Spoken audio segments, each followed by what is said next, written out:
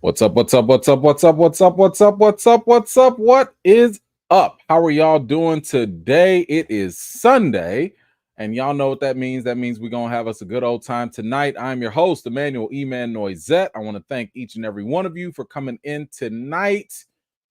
Whew, guys, we have got a bunch of stuff to talk about. Your boy been traveling. Your boy's been traveling. So yes, in case you've been following, which I hope you have been doing. I was at D23 over there in Anaheim. And so I was there, right there with all the crazy stuff that was going on. So we will definitely be going through a full recap of what went down during D23. And what else did I say we was gonna do? So we got the D23 stuff coming up. I also have our very first, I at least I believe this is our first time. This will be our first time talking about an official response from Marvel about Kang. So we will be talking about that. And then and also some leaks. There was also some leaks that we're going to get into. And then of course we'll talk about some Deadpool records and so on and so forth. So we got some good stuff tonight to go through. But yeah, in case you guys were wondering why I wasn't here on Friday, I told you I was gonna be working, but I was gonna work for y'all, right? So anyway, let's see who made it out tonight. Let's just give some quick shout outs. Paulette, thank you for coming through. My man Dexter Reason, what's up? Okay, first of all, let me address this. I'd like to formally apologize. I did not have time to edit my last video. In case you guys have seen, I showed y'all my video of what happened at D23 with David Blaine. I try to keep this PG-13 at best. Okay. I know we have younger audiences. I did not mean to be explicit like that. But if you saw what happened in that David Blaine video, you would understand. Okay. Because the man did some witchcraft. Okay. I don't know what kind of sorcery it was, but he was doing some witchcraft. And just to give you a little context, because I want y'all to go watch the video, I'm sitting here with my phone. I'm recording, and do I have it? I don't think I have it with. No, I don't have it with me. I'm sitting here recording on my phone. I'm not even paying attention to the cards. I want y'all to understand. I'm sitting here with the cards in my other hand. I don't care about these cards. I want to get the footage for the people. So I'm sitting here like, all right, man, cut the cards. Whatever, man. Do I have a good picture? Whatever. Cut the cards again. All right, man, whatever. I'm doing this with one hand and I'm not looking. I'm not looking at any of it. I'm just, whatever.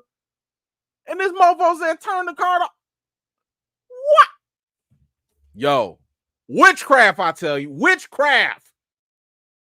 Made no sense. So make sure you go watch that video if you have not seen it. Because that's as real as it gets. Okay, that is as real as it gets. But I do not believe David Blaine is a real person at all. So yeah. Anyway, but no, you will not be getting explicit E-Man. That, listen, maybe one day if we do a members only type of thing, maybe over there, but that I can't do that now. I can't do that. But thank you, Dex, for being here. I appreciate you. J Mart, what is up? Good to see you. T-Ville, thank you for coming through. Last of my kin, what is up? My man, Jonathan Washington, how you doing? Let's see. There you go. Yeah. Jesus, what's up? Good to see you. Nighthawk, how you doing? Talented one, hello. My man Nelson B is here. What is up? Miss Harper, thank you for making it out. Trees, thank you for being here as well. Tasha, good to see you. Stamina across the pond, what is up? And all the way from the far east, Maha Sun, hello. Kiki West, how you doing? Christy, appreciate you coming through. Cal Payne, hello. Deshaun, what's up? Kimmy, hello. My man Eric is back. Tracy, how you doing? Antoine, good to see you. Philroy, good to see you as well. Who else we got? Mary J, hello. Blige? No, okay, that's fine. Let's see. Who else?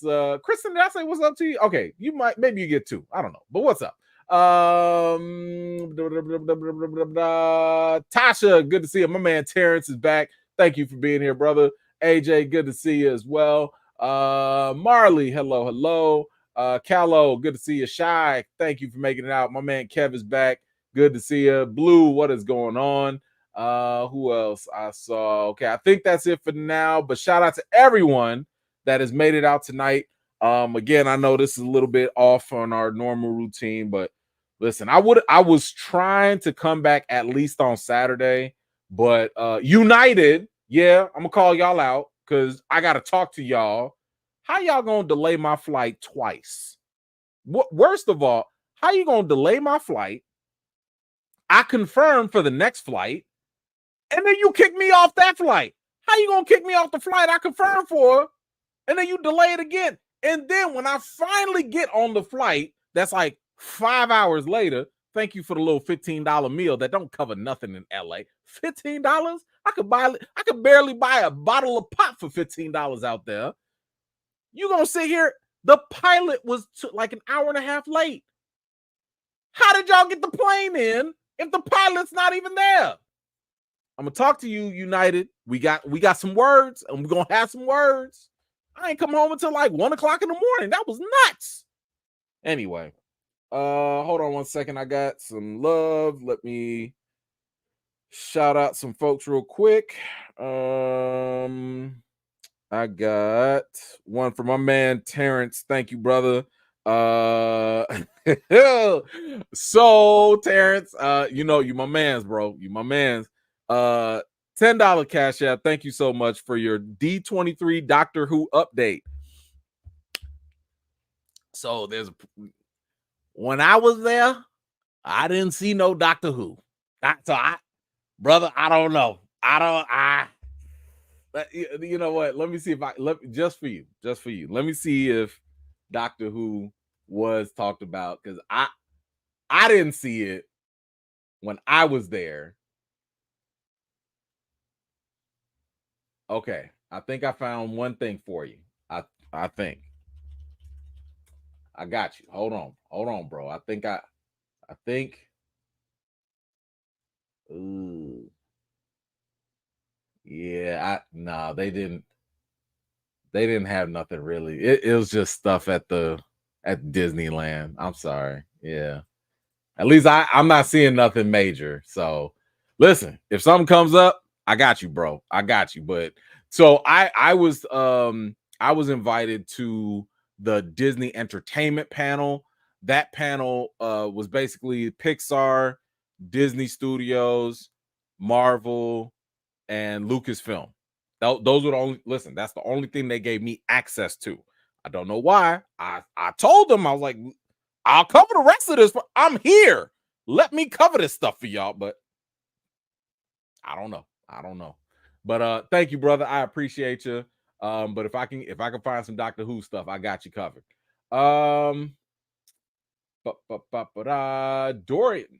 Darion, what's up? Brother E-Man, I feel like it's been a year since I joined. I had a baby and been engaged since, but I'm hyped to be back. Love the content. Keep going.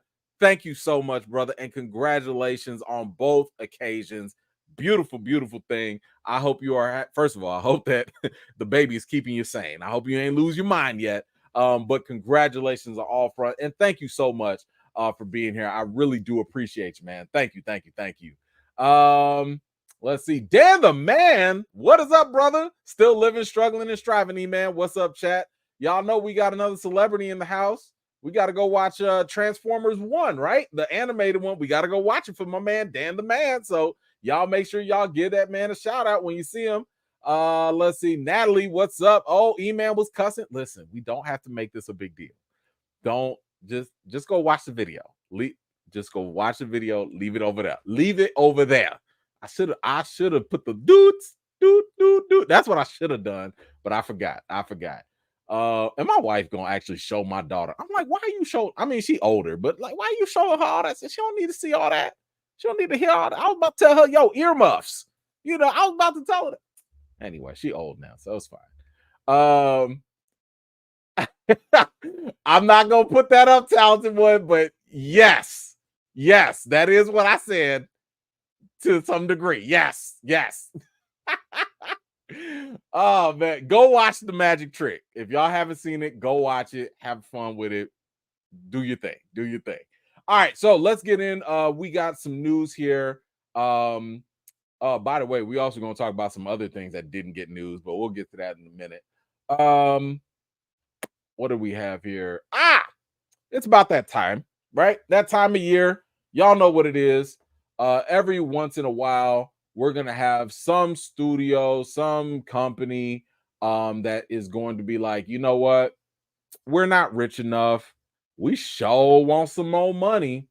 So whose turn is it now? Last time it was HBO, then it was Amazon or whatever.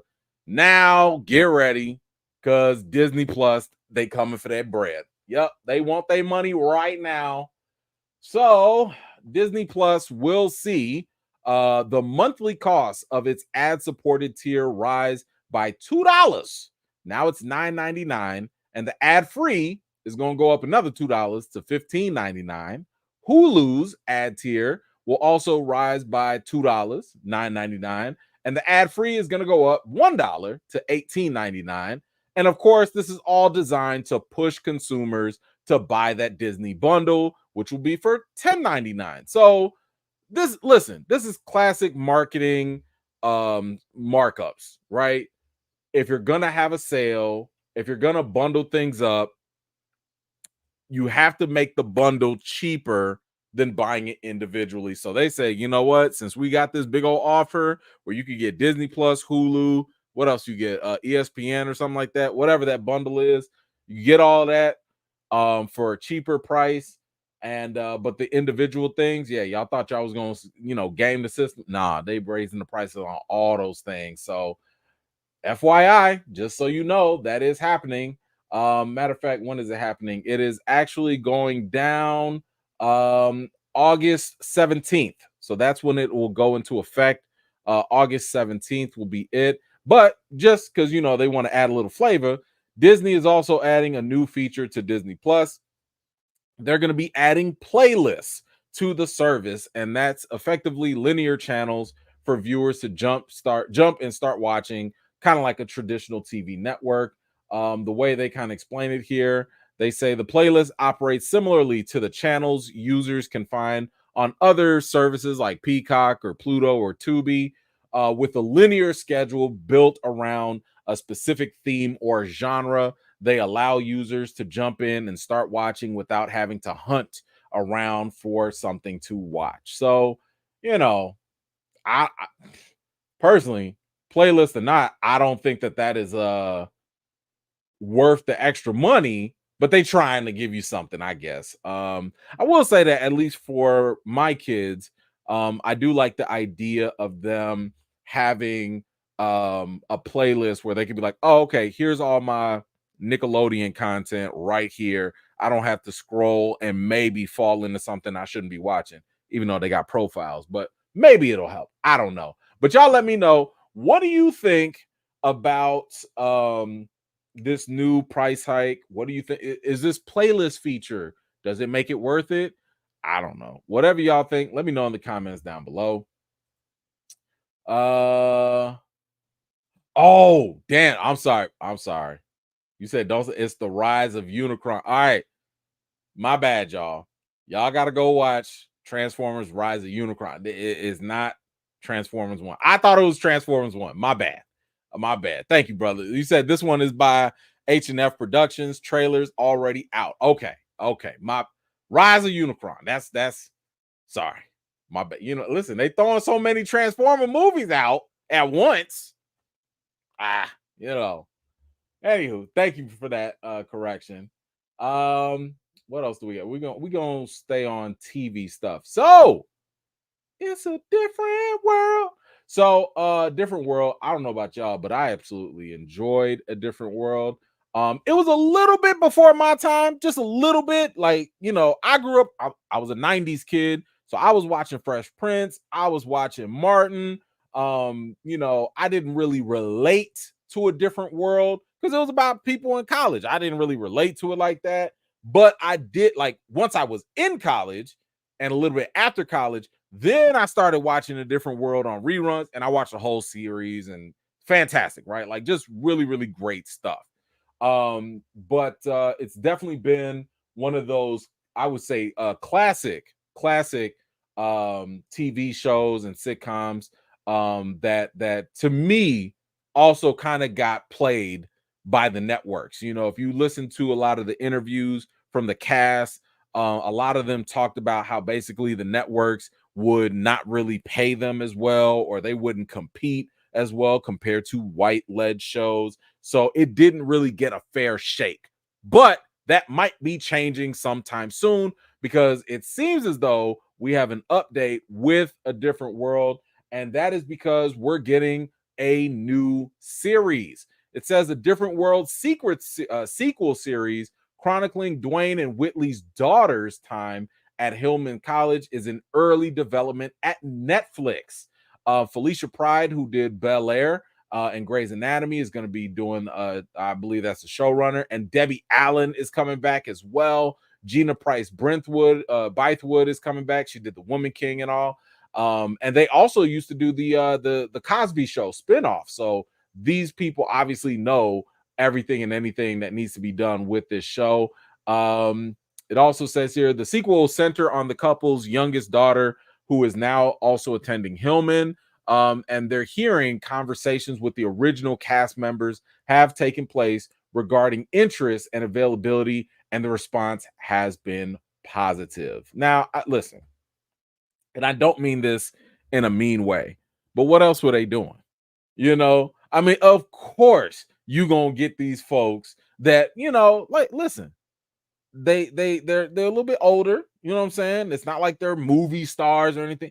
I'm sure this would be a great opportunity for them, and I hardly see somebody turning this down, for them to come back to the show. Maybe you a school teacher, maybe you a counselor, maybe you're a parent, you know, bring them back. You know what I'm saying? Bring whoever, bring Whitley back, bring Dwayne back, bring everybody back, you know. So you know, I actually like this that they're doing a continuation, because the one thing that I do kind of regret this, is the fact that, like, people in the 90s that grew up with this, especially black folks, this was probably their first experience to HBCU college life, right? Going to a historically black college, seeing what that looked like, having that dream put on the screen was probably a big inspiration. At least that's what I've heard from a lot of people that went to HBCUs. A lot of them were inspired by this show. And I do feel kind of bad, because I'm like, dang, I wish I had kind of been inspired a little bit. Maybe I would have gone, I don't know, maybe I would have went to Morehouse. I don't know. But you know, if that does that for another generation, you know, maybe if the younger kids get a chance, and let's say, and this is on Netflix, so that's going to be a nice boom for them, a nice platform. It's not like it's on Peacock, you know, but this might be a nice little inspiration to get more black kids specifically interested in going to HBCUs, maybe becoming alumni, donating, you know, pursuing degrees, networking, and just building themselves up. So I hope that that is actually what ends up happening. I think that'll be pretty cool for folks. But y'all let me know, how do you feel about this series? Are you interested? Do you want to see it continue? Do you think maybe it's too late? Whatever you think, let me know your thoughts in the comments down below.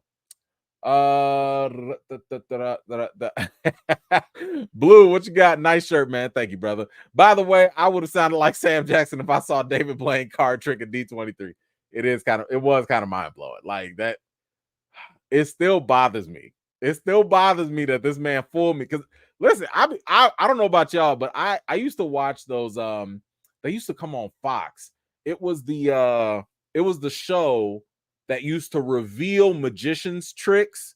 I don't know if y'all ever watched that, but I used to love it, because I always wanted to see, how did you do the trick? Because magic is just misdirection. It's like, I got you looking over here, but surprise, you know, like that's all it is, right? So I'm mad at myself for not understanding the trick. That's what bothered me, because I'm like, ain't no way.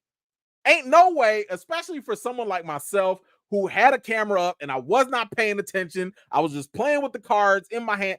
There ain't no way. And he found a way. I don't like him. I don't like it. Anyway. All right. So let's talk about Lando. Stop me if you've heard this before, but Star Wars has a project coming out, right? Now, we've had this happen so often where Star Wars would announce things. Maybe it happens, maybe it doesn't. But when it comes to Lando, that was something that was announced. I believe Kathleen Kennedy also kind of said, like, we're working on it. Donald Glover was also supposed to be obviously reprising his role as Lando. He was kind of like in limbo, but the last time we read a report, I want to say he was like, I don't really know what's happening. Like there was suspicion that it might be a scheduling thing or whatever. But we finally have a update on what is going to officially happen. And I believe this is from I forget if he's the director or showrunner, but basically one of the top execs on there. What's his name? Here he is right here. This is Justin Simeon. Yeah, so Justin Simeon says the Donald Glover starring solo Star Wars story spinoff series Lando will not be happening. Simeon indicated that Lando is dead. He said here it was pretty developed. There was a Bible or show Bible. There was concept art. There were scripts, but it just wasn't meant to be. So it looks like all that work for Lando is not going to happen. I mean, is anybody surprised? At all? I just saw something, and I haven't verified if it's true or not. But since 2019, 17 Star Wars projects have been announced, and only one has actually shot footage. And we'll talk about that later on in the D23 update. That's it. Like, what kind of batting average is that? Especially when it comes to movie. Do y'all realize that like almost every Star Wars movie is guaranteed to make some money? Like, do you understand how other studios would be salivating if they had the Star Wars franchise? If Star Wars was over there at Sony, you'd be getting a new Star Wars movie every year. Minimum. You thought they was milking the hell out of these spin-off Spider-Man characters. Oh, they'd go to town with Star Wars. Are you kidding me? Meanwhile, Lucasfilm just be sitting on their hands with all these movies. Every time this director coming, that writer's coming, this person working on the movie, nothing. Just nothing. That sucks. I was a little, I don't know. I didn't know how to feel about Orlando spinoff series. The Lucasfilm spinoff series have been kind of lately. You got the Acolyte didn't really work too well. The last season of The Mandalorian didn't work too well. Ahsoka was cool. I liked Ahsoka. So, it ain't been as strong as it used to be, but it's sad. It's sad. I feel bad for Donald Glover just because this guy is really creative and I really would have liked to see what he had cooking. But it looks like that's just not going to happen. So you guys let me know. How do you feel about this? Are you okay with the fact that there is no Lando series? Does it bother you? Like, whatever you think, let me know in the comments down below. All right. Dan, what you say? Get your hand out my pocket, E-Man. What I do? Lando got turned into a movie. Donald and his brother are still writing it. Also, thank you for the shout out. Anytime, brother. I'm just reading the news. I don't know. If it got turned into a movie, it sounds like that would be even worse because the track record with the movies are worse than the track record with the series. So if that is the case, I feel even more sad for him because they definitely not. Lucasfilm gonna make a movie with a black as the lead? Nah, man. I don't see it. I don't believe it. Not a movie. TV series? Sure. A movie? No. I think they too scared. I don't think they're ready for that. I just don't believe it. But anyway, thank you for that, sir. Appreciate you. Let's move on. We got a John Wick update. Y'all already know there are plenty of John Wick everything. We have John Wick, the Continental, that just came out not too long ago. We also had that was a series on Peacock. I know y'all didn't watch it. And we have the Ballerina with Anna de Armas coming sometime soon. And we also heard about Donnie Yen, who played Kane, the blind assassin. He has his own spin-off movie coming out as well. But you know, they turned this little movie into a whole franchise. And by the way, this is one of those reasons why I be saying I don't have a problem with smaller movies growing, because nobody would have ever thought back when the first John Wick came out, what was that, 2014, I think? Nobody would have thought that this would have been a huge franchise with 4 sequels and 3, 4, 5 spinoffs to come. Nobody would have thought that. But they're living the dream. This is it, right? So we have a new one coming. And it is Keanu Reeves, who obviously played John Wick, and director Chad Stahelski. They are the executive producers of a new series called John Wick Under the High Table. So this is a new series in development that they're doing for Lionsgate TV. So the John Wick director, Chad Stahelski, that's him right there. He has been given oversight over the John Wick franchise. So all these spin-offs and all these spin-off movies, like if he's not directing it, he's basically their Kevin Feige. Like he's the one that's taking over this stuff at this point. It says here, Under the High Table will follow the events after of John Wick 4. It says John Wick has left the world of the High Table in a tenuous position, and a collection of new characters will look to make a name for themselves, while some of the franchise stalwart characters remain committed to the old world order. The series will combine new and old and thrust the Wick universe into a new age. So it looks like they about to mix things up a bit.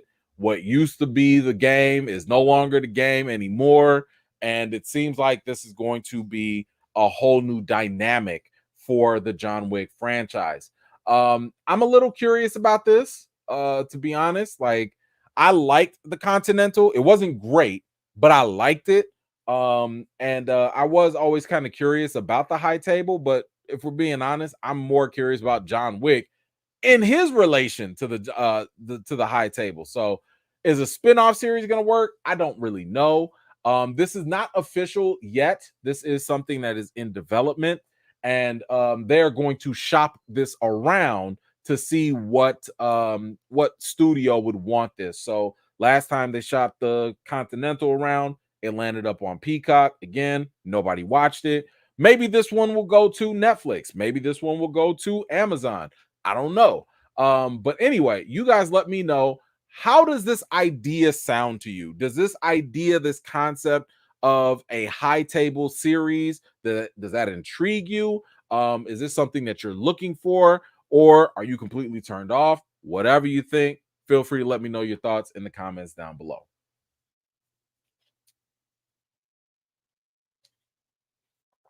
All right. Oh, okay. All right, all right. So we have a little Game of Thrones news, some updates. We have we just got done watching House of the Dragon season 2. Oh man. And I feel like I think we've all been kind of on the same page, or at least most of us, agreeing that the season finale was not all that great, but whatever. It is what it is. We do have an update actually from the showrunner of House of the Dragon. because they finally wanted to give us an explanation as to what happened. Like, why did you end it like that? What was the point?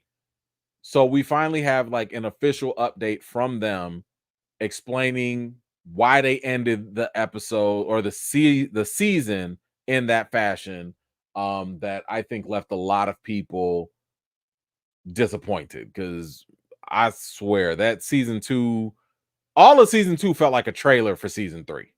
That's just the way it ended up feeling. Like, it had some good moments. It did have some good moments, but it was not it. But we, at least, I don't know, maybe you guys will feel different. Let's see what the showrunners had to say. He says here, we were trying to give the gullet, which is arguably the most anticipated, well, I would say maybe the second most anticipated action event of Fire and Blood, trying to give it the time and the space that it deserved.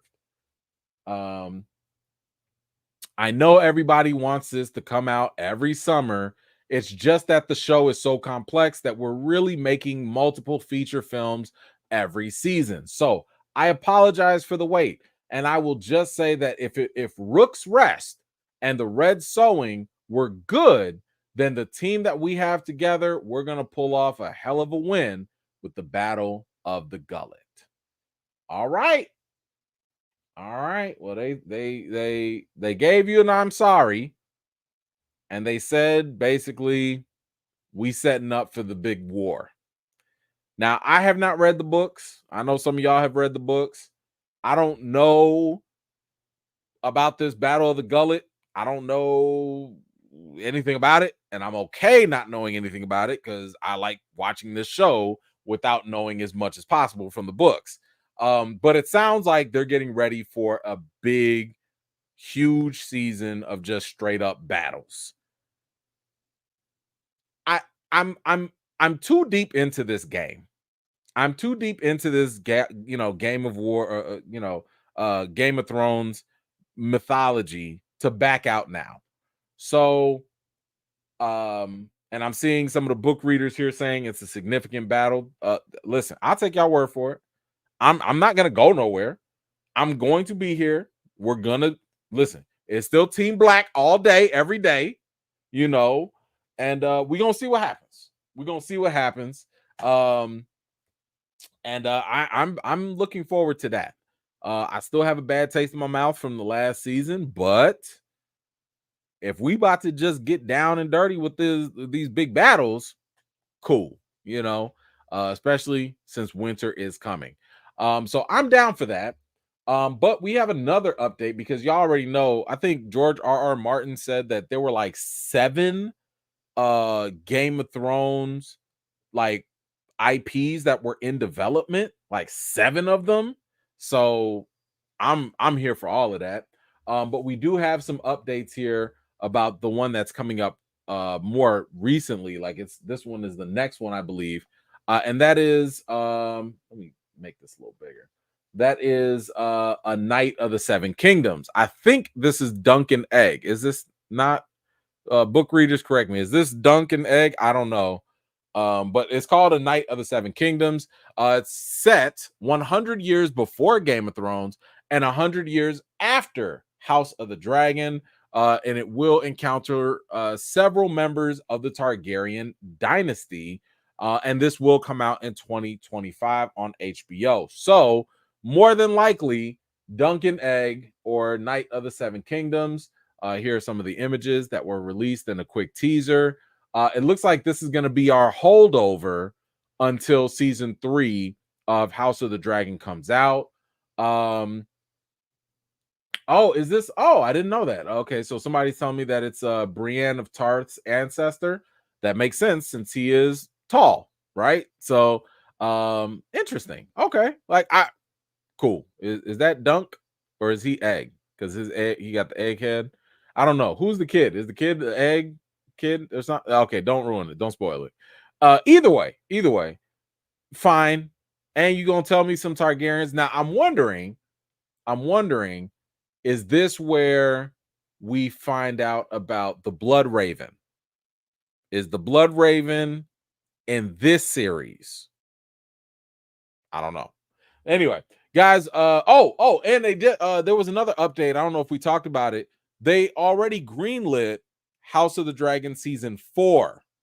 So even though we're going into 3, they are greenlighting 4, and I believe they also said that 4 is the last season as well. So we got 2 more seasons of House of the Dragon.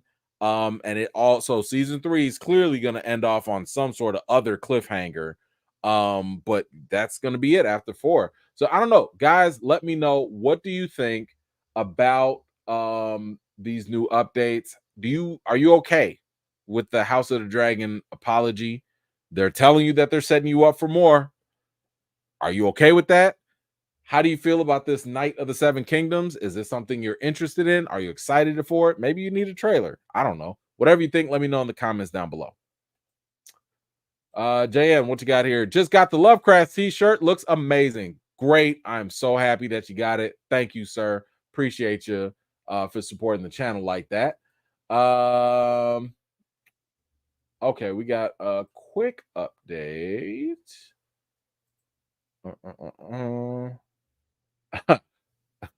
Yes. Yes. Yes, it is. Yes, it is. I would also say that, like, if you're new, I mean, I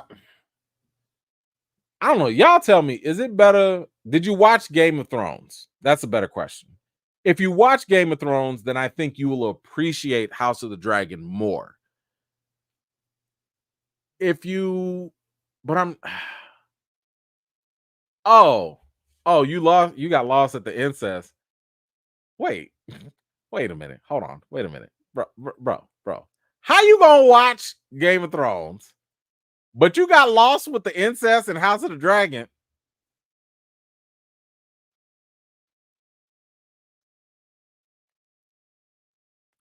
It's too late. Okay. It's too late. Like, you're already here. Okay. You're already here. Listen, you ever see that episode of The Simpsons where they was like going to hell and they was like, one of us. Come on, man. Just come on. It's over. If you've watched Game of Thrones, that you already here. You already in hell with the rest of us. Just go ahead and watch House of the Dragon. Okay, just go ahead and watch it. But in my opinion, I would say yes, it is good. But yeah, if that's your line, I don't know what to tell you. I mean, everybody's different, but yeah, I got desensitized to that fast. Like that was it. Once you get down with the brother sister stuff in Game of Thrones, yeah, like, is there really any line anymore? I don't know. Anyway, we got another thing. Oh, so I don't know if you guys have seen this, but I did. I think I even have a review for it. But there was this movie called Crawl. Great little movie. Great little movie, in my opinion. I remember I went to the theaters to go see it. It was definitely like one of those under the radar type movies, not like a big blockbuster. But man, this was interesting. It was basically this town that was getting flooded. I think they were in New Orleans. Somebody can correct me if I'm wrong there. But the town gets flooded, and because it gets flooded, some of the swamps and stuff get flooded. And as you can see, there's a big old gator that ends up going into this lady's basement. Her daddy was trapped like in the basement, and they had to get out. It was crazy going against this gator. This was a solid little movie to watch. Perfect for streaming. You know, like, I would not say you have to go to the theaters to see it. It's obviously old now, but this would be a perfect little thing to watch. Oh, it was in Florida. My bad. It was in Florida. Oh yeah, Florida and the Gators. Yeah. But yeah, like, definitely worth watching. So turns out we got an update for this because it seems like it's not gonna stop just here. It says here the studio is deep in development on a sequel to Crawl. Alexandre Asia will be back in the director's chair, so same director. Okay. But Crawl 2 is going to feature a new cast and a new location. In this case, the more urban dangers of New York City. New York City? Okay. I mean, interesting, I guess. Like I need to see this concept. Where are the gators coming from New York City? Like, did they get flooded from the zoo, the Brooklyn Zoo or something, and then the gators go that way? I don't know. I don't know. But y'all let me know. What do you think about this? Did you see Crawl? If you have seen Crawl, are you interested in a sequel? And does the idea of a gator being loose in New York City entice you in any way?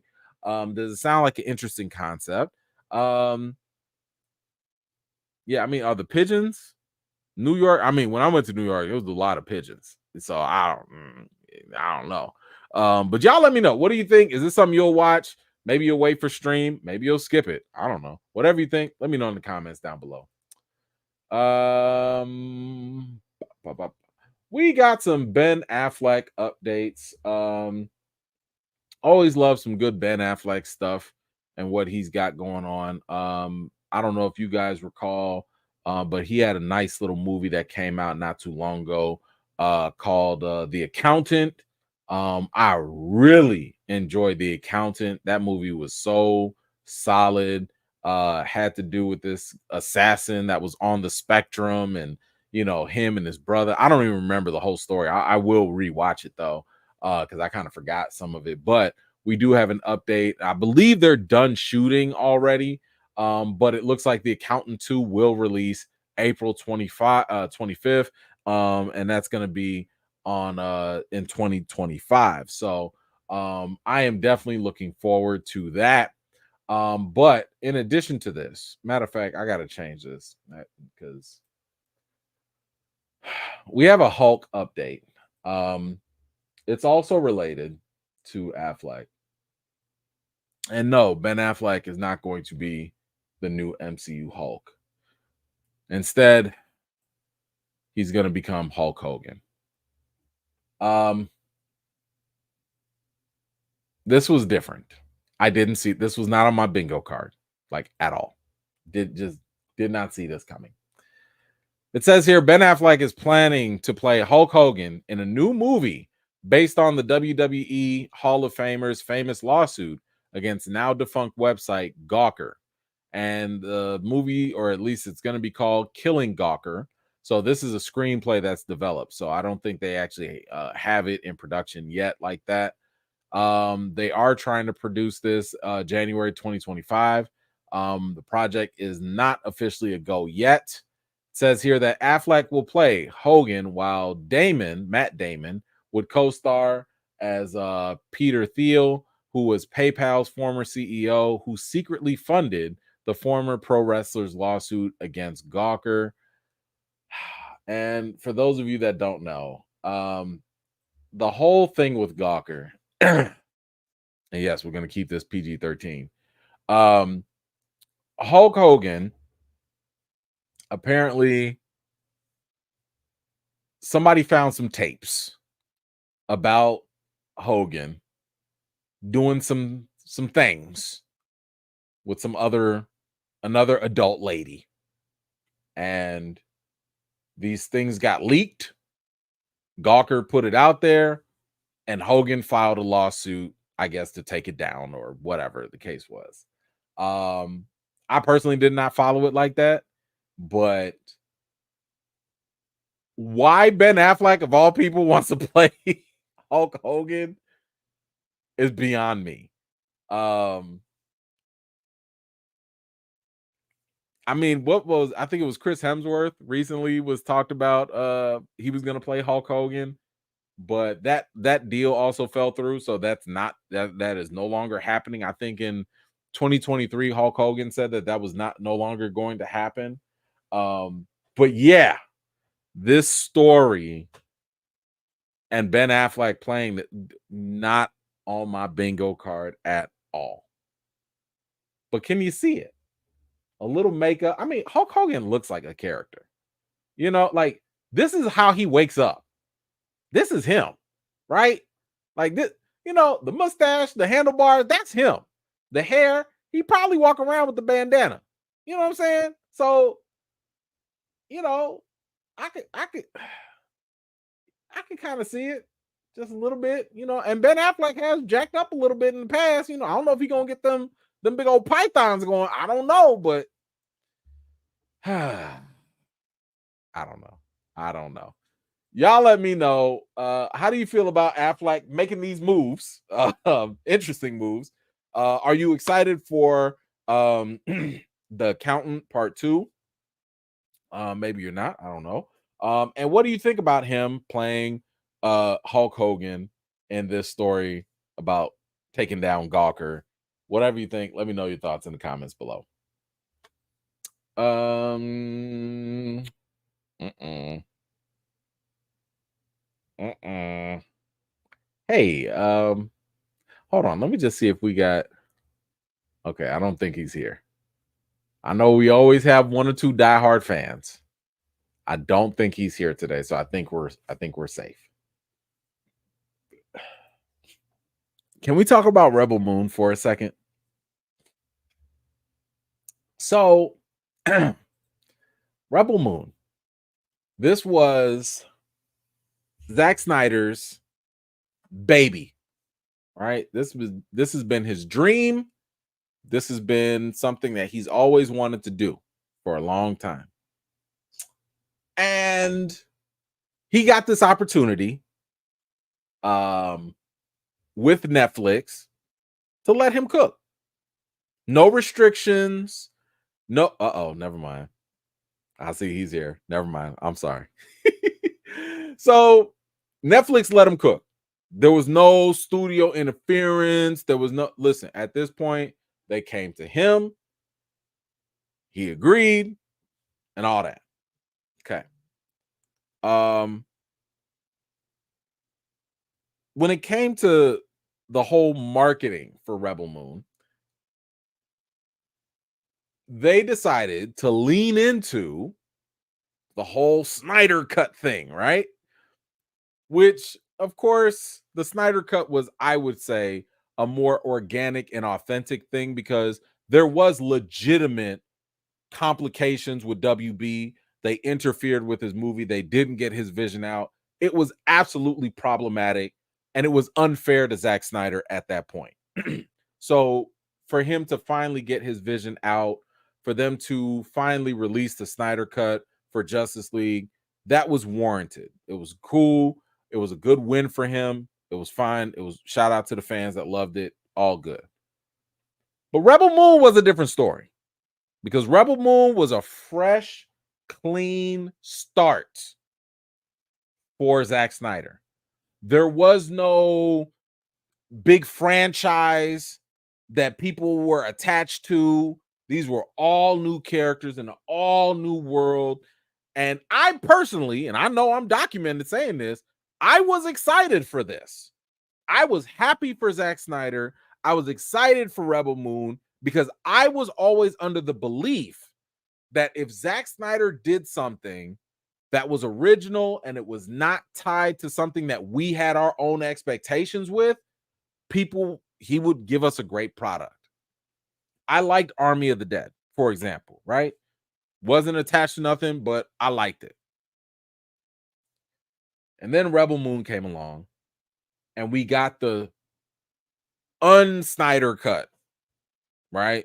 And this was the deal that Snyder made with Netflix because Netflix, yes, I'm gonna call y'all out too. They believed, hey, it'd be great if you did a PG-13 version and then later you release your Snyder director's cut afterwards.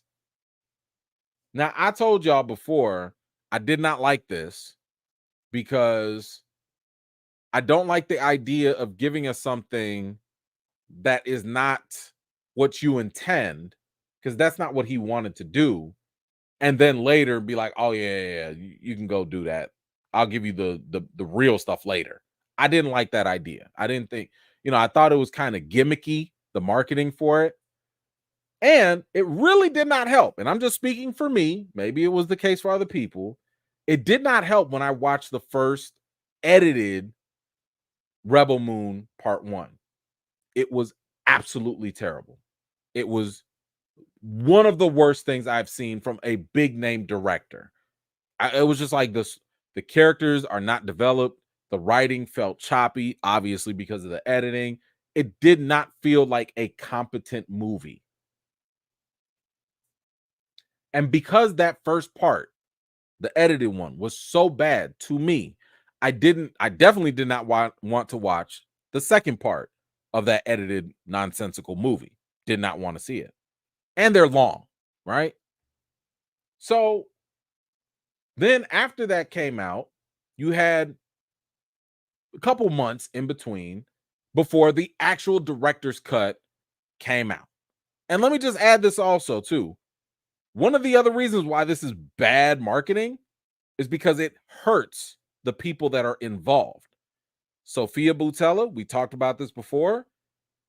She's like the lead actress in this movie. She had to sit there and endure and emotionally be hurt by all the negative criticism that the first two parts got. This thing was getting Rotten Tomatoes, people were trashing it, and she was taking that stuff personally. And to me, I was just like, why would you put your people out there like that? If this ain't your real thing, don't do it, right? But anyway, the director's cut came out. And one thing that kind of triggered me was I saw a post by Netflix on their social media, and they were promoting the director's cut. And they said, paraphrasing, check out Zack Snyder's true vision of Rebel Moon. So I'm like, wait, his true vision? So the edited stuff was a lie? Was it false? Were you trying to bamboozle? Like, what happened? What are you talking about? This is the true one? Why would you waste our time with something that is not true to the artist? So that to me completely turned me off, even more so in watching the director's cut. We have so much stuff to watch nowadays. We have so many options. And because streaming, going to the theaters, we're paying money for this. I don't have time to play with y'all games, right? I don't have time, especially if you don't have the nerve to make your movies 2, 3, something, 3.5 hours long a piece. I want you to value my time the same way you value my money every month when I'm paying my streaming bills and stuff. So this whole little game that they thought was cute and funny, it's not. It was not, at least not to me. Now, for the Snyder fans, hey, if y'all loved it, great. Great. I'm happy for y'all. But I got some news for y'all. Because now that the director's cut has come out, we got some numbers. And you know what numbers tell? What do they say about numbers? Numbers don't lie. So let's kind of go through some of these little updates here about what the numbers were saying for Rebel Moon. Says here, Saving Bikini Bottom, that was the little SpongeBob movie. The Sandy Cheeks movie was the top spot with 12.8 million views for its opening 3 days. What's that got to do with Rebel Moon? Well, hold on. The Marksman rounded out the top 10 with 3.6 million views. What's that got to do with Rebel Moon? Hold on. That suggests that both rated R movies had less than 3.6 million views. Why? Because Rebel Moon did not even make it into Netflix's top 10. The director's cut did not make it into the top 10 for Netflix. Yikes. Rebel Moon had less than the director's cut had less than 3.6 million in their opening weekends. And let's compare that.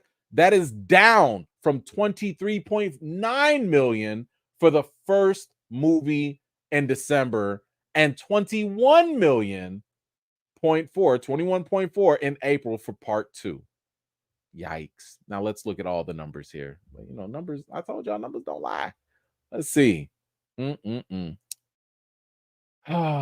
Yeah, Rebel Moon Part 1, you know, first one, okay, did all right. The hours, not Hours get cut in half. Oh boy. That's a big dip from 77 okay to 34 million. Ooh, 25 to 11. Yikes. 8.9 to 3.9. Yikes. Okay, what about this over here? 44 million to 21 hour. Ooh, 38 to 18 million. Ooh, it's almost like nobody wanted to come back. It's almost like Netflix's plan worked backwards because they thought that we'll get them with this uncut, or this edited PG-13 version, and then later we'll get them with the director's cut and we'll get even more views. Audience was like, nah. Or at least, let me stand corrected. Not enough people turned out.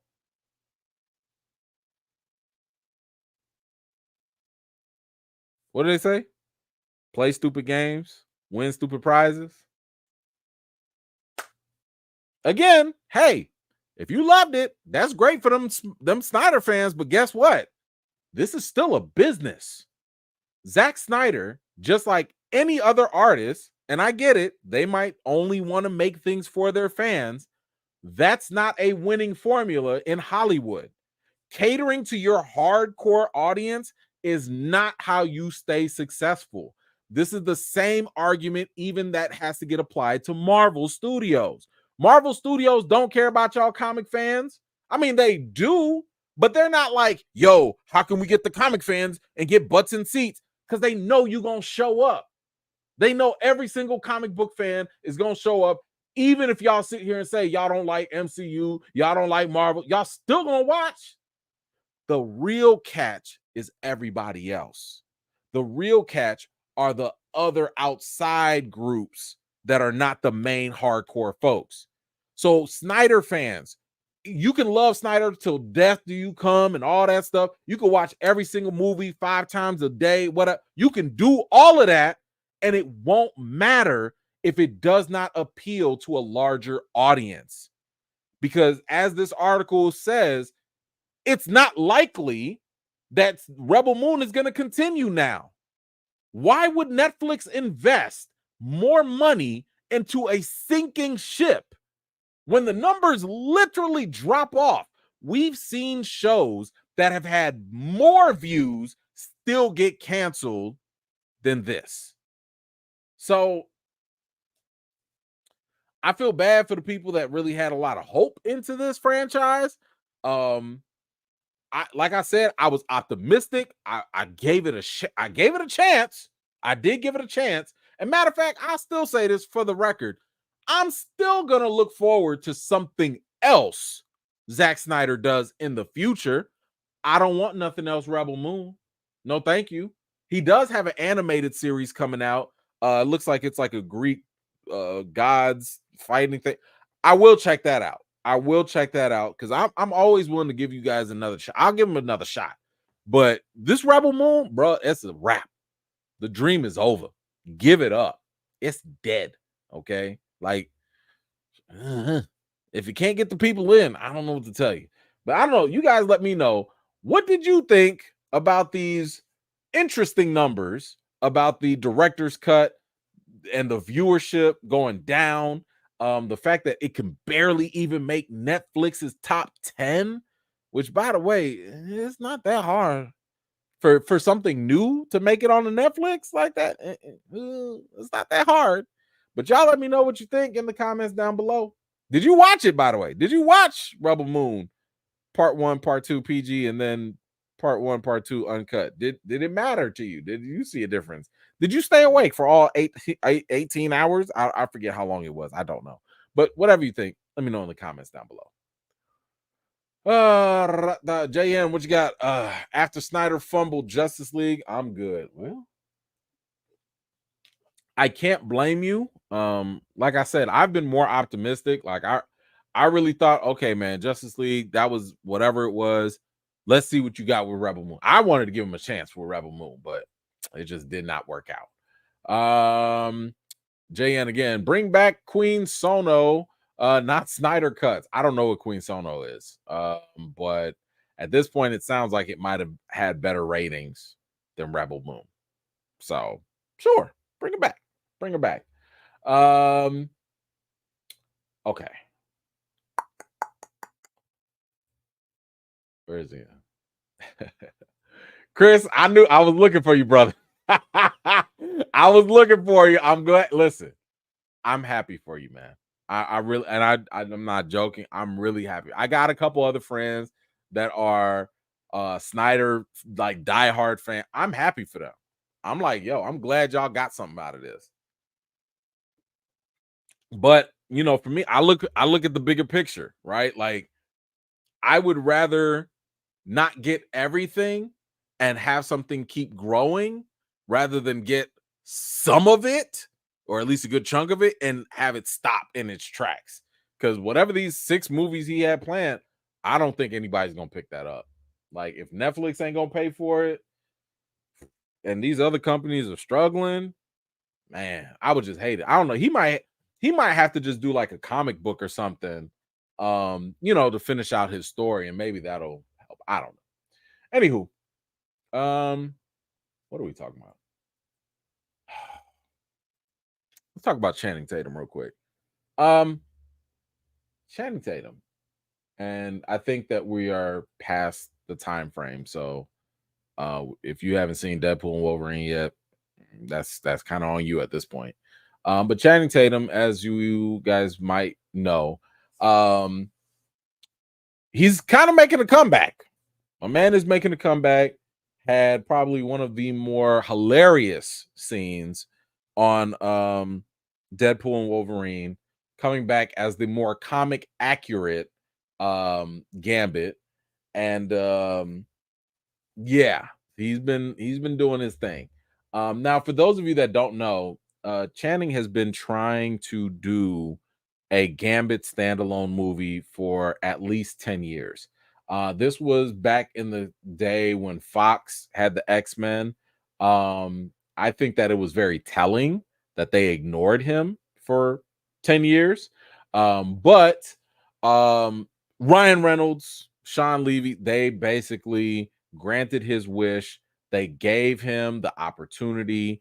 He came on. Yes, it was a joke. And it was fine, right? He came in, he did his little scenes. People are still quoting him to this day. Ooh, I'm about to make a name for myself out of here. I don't know, whatever he said, right? Whatever he said. I'm gonna see if I can put that on a shirt one day, but I'm not gonna have no space. I'm about to make a name for myself. Like, I don't have enough room for that. But as hilarious as that scene was, this man won't stop. He won't stop, and he can't stop. Because when asked about the future of Gambit, he has continued his pursuits, so to speak. So he said here, yes, he's already told Marvel he said he still wants to make a Gambit movie happen. He said, "Of course I've said it. I've been saying I want it for the last 10 days or 10 years, excuse me. It's in Bob Iger and Kevin Feige's hands. I pray to God." All right. Y'all know I'm a God-fearing man. I'm faith-based and all that good stuff. But please don't bring God into this. Please don't. God got a whole lot of other things. Now, God can do a lot. God can do all things, but he don't have to do everything. Leave God out of this. Okay, God don't have to interfere and make a Gambit movie happen. Please don't. What about us? What about the rest of us? Okay, because that means that some of us gonna have to watch it. I don't want to do all that. Okay, now listen. Now, I've said this before, and I'll say it again, just officially, and I'll add a little context because people didn't understand where I was coming from with it. Channing, get your face up here so I can talk to you too. Now, look, I liked you in Deadpool and Wolverine. I think you did a great job as a comedic bit as Gambit. It worked. The comedy was great. My man actually hit the little moves and stuff because Channing used to be a dancer, or I don't know if he still dances, but So he was able to do the choreography and stuff. It was fine. It was fine. With that said, if you want to come back for Avengers 5 Doomsday, cool. We throwing variants left and right. That's fine. If you want to come back in Avengers Secret Wars, fine. I'm okay with that too. But sir, that's it. I don't need no more. No more. I'm good. I don't need any more Channing Tatum Gambit besides maybe in Avengers 5 and Avengers 6 Secret War. That's all. Because at this point, it's too late. In my opinion, it is too late. There's no way I'm going to want to see the character of Gambit be portrayed, because you've already set the bar. You've already set the bar of making Gambit comedic relief. I'm not about to sit here and watch that for a whole movie. And again, let me make sure that people understand this. Just because you laugh at 2-3 minutes of something small, it does not mean you need a whole hour and a half plus in a movie. That doesn't always work out the same. Sometimes things are good in small doses and you don't always need to expand on it. So for some people that are like, nah, man, I want to see more Gambit. I want to see, I want to hear him say more things. No, you don't. You say that, but no, you don't. So you've already created this image in my head of your version of Gambit. I'm not saying every Gambit, because you could make a Gambit movie if you wanted to, but not with him. You've created this mental image of him already, so I'm already good on that. And by the way, as we've seen, especially with X-Men 97, Gambit ain't no comedic character.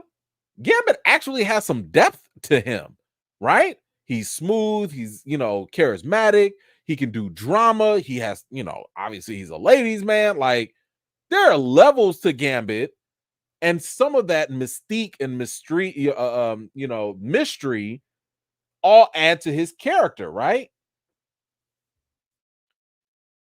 None of that do I see in Channing Tatum taking on. Second of all, and I know some people are going to call me out for it, but this man is like 44, 45.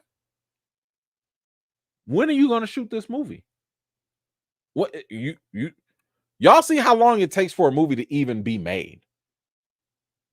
Are you going to shoot this next year? 2 years? 3 years? By the time a Gambit movie comes out, you will be in your 50s. Every time I've seen a portrayal of Gambit, Gambit looks like a younger man. And if we're talking in the movie world, it makes more sense to have someone in their 30s. Listen, you got to have a little eye candy for the people and all that stuff. Listen, Shannon, I'm not saying you're going to be too bad. I'm just saying, bro, like, the older we get, it's going to be a little harder to get in them suits. It's going to be harder to do them moves. Everybody can't be a Hugh Jackman now. I don't know. I'm good on that. I personally feel like Gambit, if you bring him in, this is a perfect opportunity that the character is the draw. The character of Gambit is the appeal. Channing benefited from both of those coming together, and it worked. But I'm almost positive that if you put another younger actor in that place, it'll work. And we'll be fine. We'll start to love this new. I heard people were saying Austin Butler. Fine. I don't know if he could do the Louisiana accent or nothing, but fine. At least he's younger. At least he'll get, the eyeballs and the girl screaming and whatever. But no, I'm good on this. I do not need Channing to come back. I am happy for him to get some more cameos, some more features. That's fine. But bro, stay in that other universe. Stay in the void. Whatever. Don't come back and leave God out of this, please. Anyway, what do y'all think? Do y'all think Channing Tatum should come back as Gambit? Do you think he should become the new permanent Gambit? with the new X-Men, movie, because there is an X-Men live action coming out, would you like to see him play into that role? I don't know. Whatever you guys think. Let me know in the comments down below. All right. Uh, uh, uh, uh. Nelson, what universe accent needs work? Tatum Gambit from. That's a good question. I don't know what universe he's from. Um, but whatever it was the more comic accurate version. So I wonder if he came from. Eh, actually, I don't know. I was gonna say the one from the end of the Marvels where Beast was shown. Like maybe he came from that universe, but at this point, it doesn't matter. Like it doesn't matter. Like it really just doesn't matter. He came from universe 0001. I don't know, whatever. Let's see. JN, my family is Cajun Creole, or half your family is Cajun Creole, Louisiana. The accent was I don't think he has the ability to be Gambit. Let's get the Blade movie though with Wesley. So yeah, sure, why not? And Austin Butler should play. See, there you go. So I knew some people have been saying that they absolutely want it.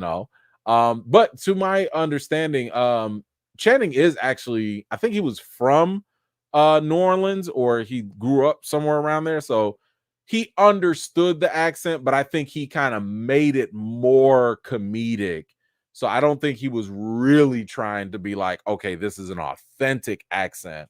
But I think they really did kind of make it intentionally goofy, in that case.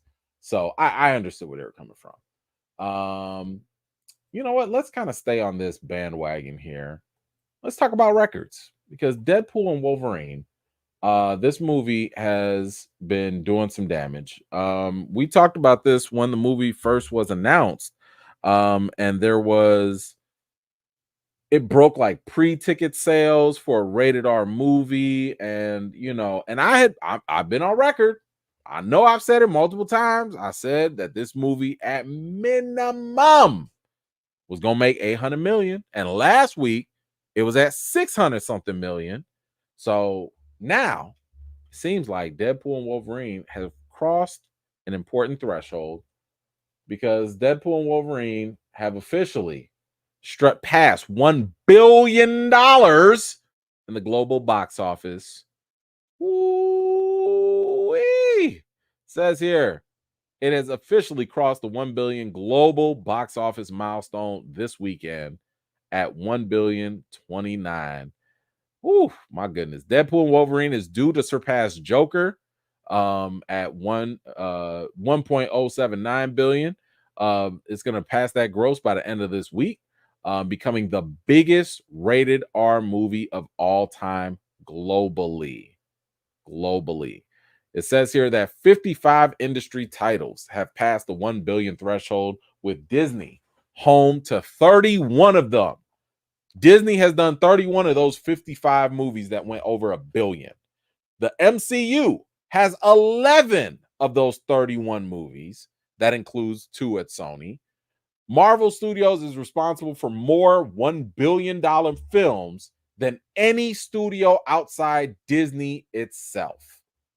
This is one of the reasons, just one of the reasons why I tell y'all, be careful what you wish for. Some of y'all be like, oh man, I wish Kevin Feige would go away. I wish somebody else. Why? He's number one. Why do you want to go dip? Why do you think it's going to get better? Sometimes people think the grass is greener on the other side, but like I've always said, you still going to have to mow it. Okay? Somebody's still going to have to mow it. So we are living in the middle of history, where studios, the movie industry, specifically Marvel, is doing historic stuff that we've never seen. But what I definitely wanted to do, and I don't know, I was getting a little worried actually. And maybe y'all can help me out with this, because Deadpool and Wolverine, um, they're making me worried. They're making me worried. I didn't know if I should call 911 for this. I don't exactly know which authorities to contact for this. Like who addresses this? Like, can we put an APB out for all the people that was talking about comic book movie fatigue? Have y'all seen them? Like, do we? I'm trying to figure out what we're supposed to do. Do we do the milk carton thing? The have you seen me? Do we report a missing person? Is this an unsolved mystery? Because I'm just saying, like, it was almost like every other week. Superhero movie fatigue. People are tired of comic book movie fatigue. The theaters are dying. Where are they? Have y'all seen them? Like, I'm legit worried. I mean, these people got families and they not writing no more. Did they get fired?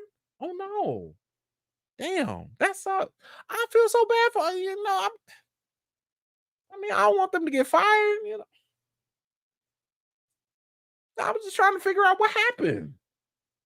Because we had a whole nother theatrical pandemic. It was an epidemic. Comic book movies, people was tired of them. Nobody wanted to see them. Was this $1 billion a hoax? Is this real money? They clearly rigged it. That's it. All right, that's it. They rigged it, right? These numbers can't be real. Because I thought y'all was tired. I don't know. Well, as I've been saying though, people don't show up for bad movies. How's Borderlands doing? Okay. Bad movies is what makes people tired.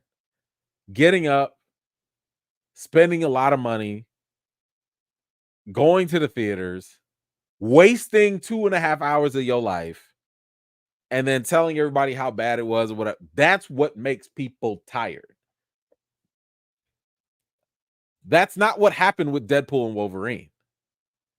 Deadpool and Wolverine had people get up, go to the theater, laugh, be excited, have a good time, walk out, and actually say, I'm going to see this again.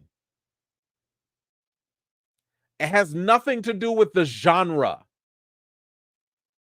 It has everything to do with the quality of the movie and the writing and the experience that you have in theaters. This is why every time these articles come up, I'm like, please be quiet. Like, I don't want to see no more of these articles. Movies come out every day. Some of them are good, some of them are bad. I've seen some terrible comedies come out. I ain't heard nobody talk about comedy fatigue. Who's tired of comedy fatigue? If you don't like it, you just move on.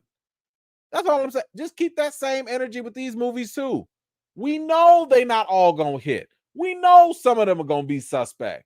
We know that. But guess what? We still showed up. When we know, you don't think people gonna show up for Avengers 5 with Doomsday? You know how stupid y'all gonna sound? With Robert Downey coming back, the Russos coming back. You know how dumb somebody got to be to write another article within the next year or two about comic book movie fatigue? Don't let me see that article. I'm jumping on it now. I'm gonna be like, this is not gonna age well. If I was real petty, I'd go and just start reposting, just finding all the ones and just be like, you still feel this way? You still really that with this? Okay. Anyway, congrats to Deadpool and Wolverine for proving all that nonsense incorrect.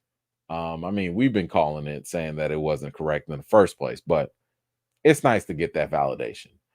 Anyway, how do you feel about Deadpool and Wolverine? And by the way, this is a rated R movie, which means that like you didn't even have all of the audience involved. Imagine if this was PG-13. Well, let's not. But if it was, it probably would have done a little bit more. It probably would have done like 1.3, 1.2 billion, something like that. All this does is give me hope that a rated R Blade movie should be very close. I don't know if a Blade movie will do 1 billion because I think that whole Wolverine, Hugh Jackman, I think that's what took it over the top. But I could totally see a Blade movie doing at least 700. I know that's a big number, but I think it could do 700, and that's including repeat value, and basically the culture showing up for Blade. But anyway, you guys let me know. What do you think about this Deadpool hitting $1 billion? Whatever you think, let me know in the comments down below. So we are going to stay on this because I want to talk about this. I want to talk about Blade. Every time I have to say this because for whatever reason, people come onto these videos and I don't know why, maybe they're just young, maybe they don't know how to Google. But I've told y'all before, there would be no MCU, no Marvel Studios, no Iron Man if it were not for Blade. Now, go into your search. I'm not talking to y'all. I'm talking to the other people that are watching that don't know no better. Go into Google, type in Marvel bankruptcy and Blade. Okay, back in the mid 90s, late 90s, Marvel was going bankrupt. They had to give away and sell off a lot of their character rights, if not all of them. And Blade came in and reinvigorated and inspired the potential that, wait a minute, maybe we can make some money off of these movies. So before Marvel really gave up, Blade and Wesley Snipes, let's give some props to Wesley Snipes, made everybody change their mind. So when we say Blade saved Marvel, I'm being specific by saying Blade saved Marvel Entertainment, Marvel just a brand. And because that brand did not go completely bankrupt and just give up, they then opened up their doors to making more movies and opened up their pocketbooks to saying, you know what? Hey, Kevin Feige, don't you want to come and do something? What you want to call it? Marvel Studios? Cool. That's how that happened. Okay. Blade saved Marvel so that Marvel Studios could be created, and then you could have Iron Man, Avengers, etc. This is why we have so much respect for Blade, right? Not to mention Wesley Snipes, phenomenal actor. What I like here, especially when you watch Deadpool and Wolverine, is the fact that the movie itself made sure to give Blade that same respect. And what I have been loving so much is not only the movie, but also Ryan Reynolds, like the actor that plays Deadpool. He too has been putting the respect on Blade's name. And I absolutely want to give him credit for that, because you will see it here in like one of his tweets here. And if you don't believe me, look at him. He says there is no Fox Marvel universe or MCU without Blade first creating a market. He's Marvel daddy. Please retweet for a Logan-like send-off.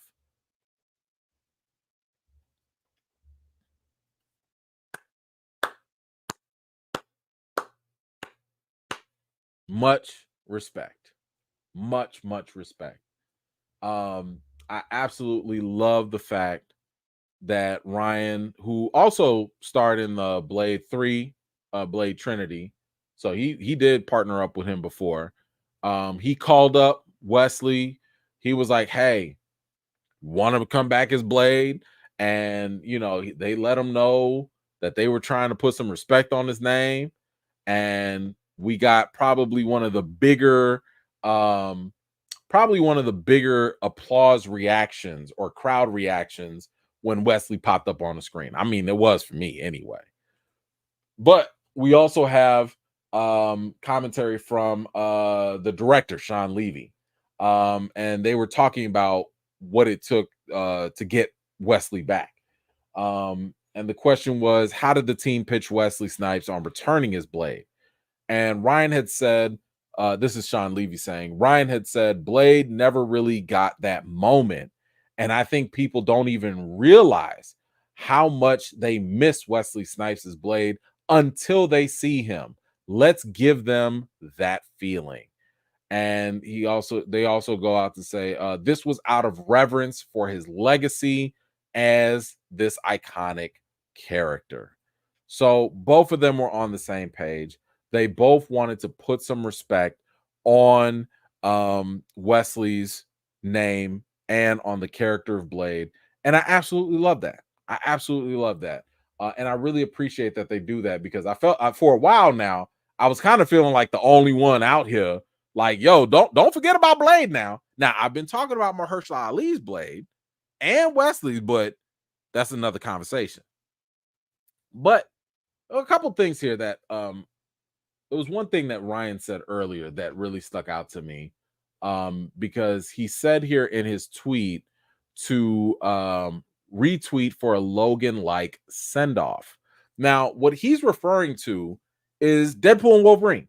So in Deadpool and Wolverine, you saw that Hugh Jackman's Wolverine was brought back, well, money, right? But it was also a way to put some respect on Hugh Jackman and everything that he did.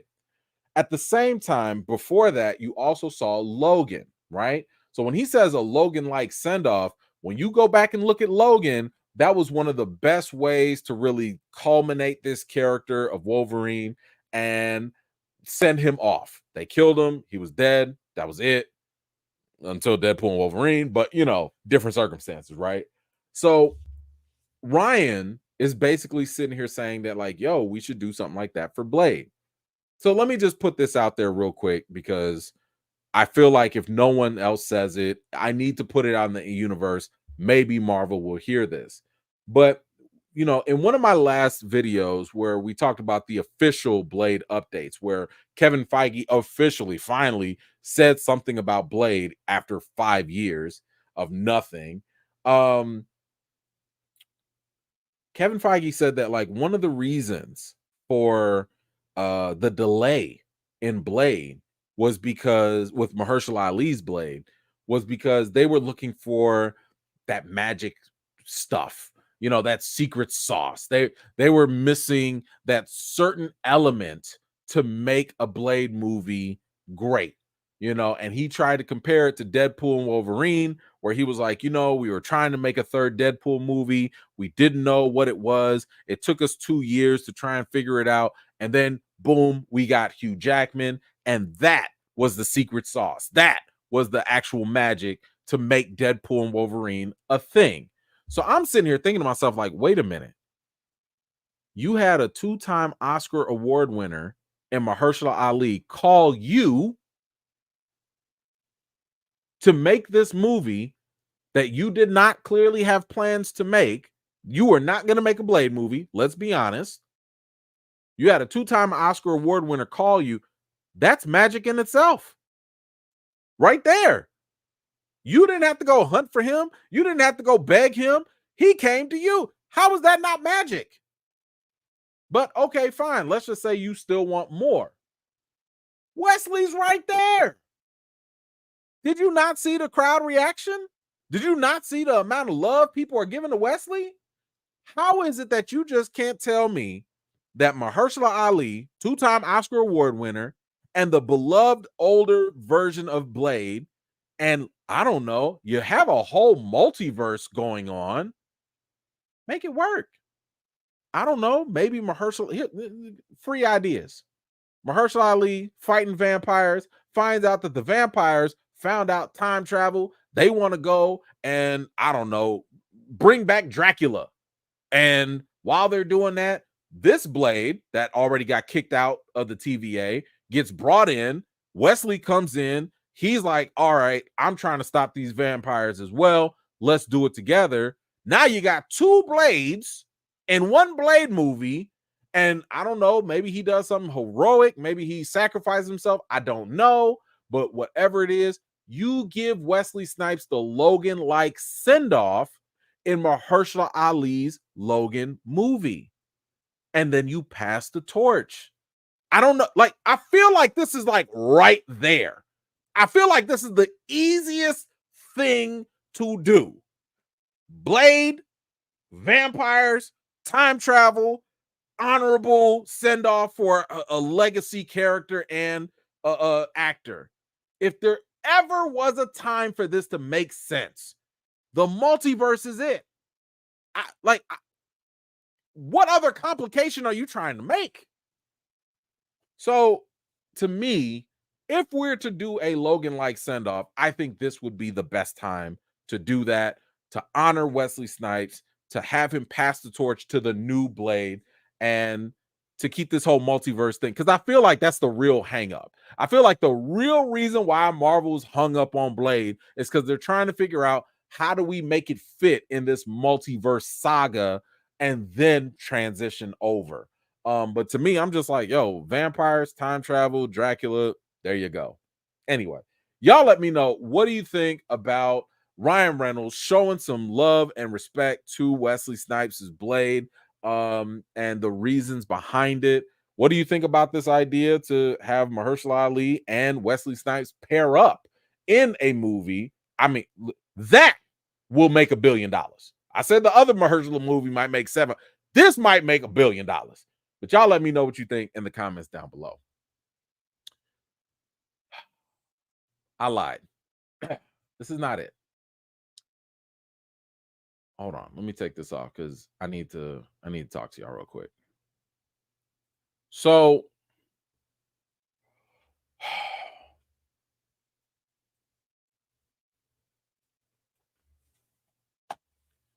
Deadpool and Wolverine brought up the concept that Deadpool himself was going to come in. He was going to save Marvel. He was going to be Marvel Jesus, right? All of that. And the one thing that you noticed was, I think he was successful in doing that. We're literally talking about Channing Tatum when nobody was talking about him for like years, right? We're talking about Blade when not a lot of people were talking about him at all, right? So we've seen how it was possible in Deadpool and Wolverine to respect legacies, make dreams come true, and honor the past, right? However, in the midst of the plethora of Marvel characters, there's still one character that has yet to see any ounce of justice. If there is any amount of hope or goodwill left in this world, I hope that Marvel or Ryan Reynolds, aka Marvel Jesus, will do their best to right this Marvel wrong, because this character has probably been the most disrespected Marvel character to this day. To this day. For those of you wondering, I'm talking about my boy Darwin. Darwin, in case you did not know, was a mutant in the Fox X-Men universe. This man had the unique ability to literally adapt and survive anything. And what happened to them? They killed him. Since we have the multiverse and variants, the least Marvel can do is bring this brother back. He deserves it. Mutant lives matter. And I'll start it right now. Hashtag justice for Darwin. Y'all out here saving people. That's the one brother that needed some saving. That's the one brother that absolutely needed some sort of redemption, because Fox fumbled that character so bad. So bad. I want to see Ryan Reynolds bring him back. Bring him back. I'm not saying he got to have a whole movie. I'm not saying he got to be all the same thing you just did for Wesley, the same thing you did for Channing. You could bring that brother back. Let it be Secret Wars. Let it be, Doom, whatever. Bring him back. Hey. Don't bring him back and kill him now. Don't do that. Just bring him back. Let him live. That's all. I'm just saying, we need some justice. That's all. All right. Let's move on. I had to get that out because I feel like nobody's talked about him. Like, everybody just forgot about him. Oh, I got comments. Hold on. T-Mac, people don't know Wesley wanted to make a Black Panther film instead of Blade. This is true, but they wasn't going. Imagine if that had happened. Well, it would have been great. Would have been great. At least it would have gotten the ball rolling of creating probably a more comic accurate based Black Panther if we had gotten it at that point. But yeah, no, that is true. And that has not happened. Yeah. Deborah, thank you so much. I need that Marvel Daddy shirt. That's not a bad idea, right? Put Blade with the Marvel Daddy. You know what? You know what? That's not a bad idea.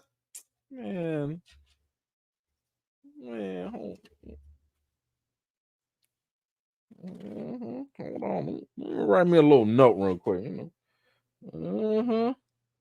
Man, no. Yeah. Let me get my people on that. Let me get my little artists on that and see if they can whip something up. Jesus, what you got? Hey man, you're the best, brother. Thank you for what you do. Hey, thank you so much. I appreciate you right back. Thank you for the support. JN Spike Blade needs Spike Lee, Shaka King, or Jordan Peele to direct. Sure, I'll take either one. All fine by me. Fine by me. I'd rather them. I want them to hurry up and get the script done. We don't even have a director yet, but I want them to at least do that. Oof, something.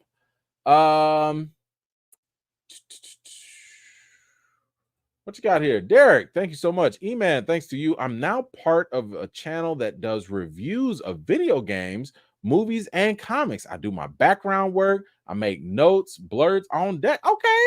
All right. Good stuff, Derek. I appreciate it. All right. Good stuff. Follow up. Is it true that Henry Cavill will be the new Wolverine? I ain't seen nothing like that. And I hope he would not be. I hope not. I said that last week. But no thanks. No thanks. I'd rather get somebody a little younger, somebody you can age them up, and somebody with a little bit more acting talent. I'll take that. But thank you. But no, I have not heard anything legit about that being the actual case that Henry Cavill will come back or that he's going to be like the new Wolverine. I think that's just more fan hopes that's putting that out there more than anything else. So we got two more topics. We got to talk about Kang, and then we're going to get into D23. So we have two things that we'll go into. We have an official Kang response. Now, in case you did not know, ever since Jonathan Majors had been fired by Disney, don't come in the comments talking about Marvel, why you fire him. Disney fired Jonathan Majors. I'm going to say that again because y'all been saying this in comments, and I'm saying it early. Disney, who owns Marvel, they fired Jonathan Majors. So even if Marvel wanted to bring Jonathan Majors back, Disney, their boss, and this is according to the reports, Disney's the one that made that decision. Okay, let's just be accurate. That's all. So ever since Disney fired Jonathan Majors, we have not heard anything from Marvel Studios about what's up with Kang, right? I mean, I even told y'all I met Kevin Feige once. It was at an award show or something, and I mentioned Jonathan Majors. I was like, yo, man, what happened to the Kang gang? Kang gang, what happened? And he was like, right. Like, at first I couldn't tell if he was playing or not, acting like he was, not involved. But then reading the other report when they said that Disney was the one that fired him, I'm kind of starting to believe that he also was kind of shocked that they fired him, so I'm just speculating. So we haven't heard anything about what was going to happen with the character. Now, I've already said I'm cool if Marvel could bring him back.